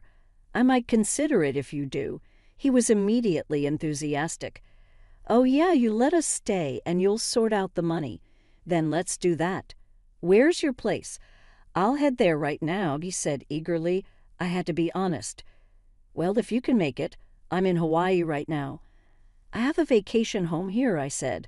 Both Edward and my mother-in-law couldn't hide their shock. "What do you mean, Hawaii? Why?" "We can't afford to go there right now." Edward panicked. I calmly replied, "Hawaii. Weren't you going to travel abroad?" "Just swing by Hawaii. Your mother would love it. And you did ask my family for my phone number, right? Didn't you realize it was an international number?" I added, "Oh, and don't forget the cost of this call. It adds up if you're on for a long time. To drive the point home," I said. "If we get divorced, I might think about helping with the money, too." Edward was quick to reply, "All right, I got it. Let's just get divorced first, then." He seemed to have realized his debts were not something he could exchange for anything, so I told him I'd deliver the divorce papers once I got back to California and ended the call. About a week later, I had returned to California, made sure to have the divorce papers properly written up, and the divorce went through without a hitch.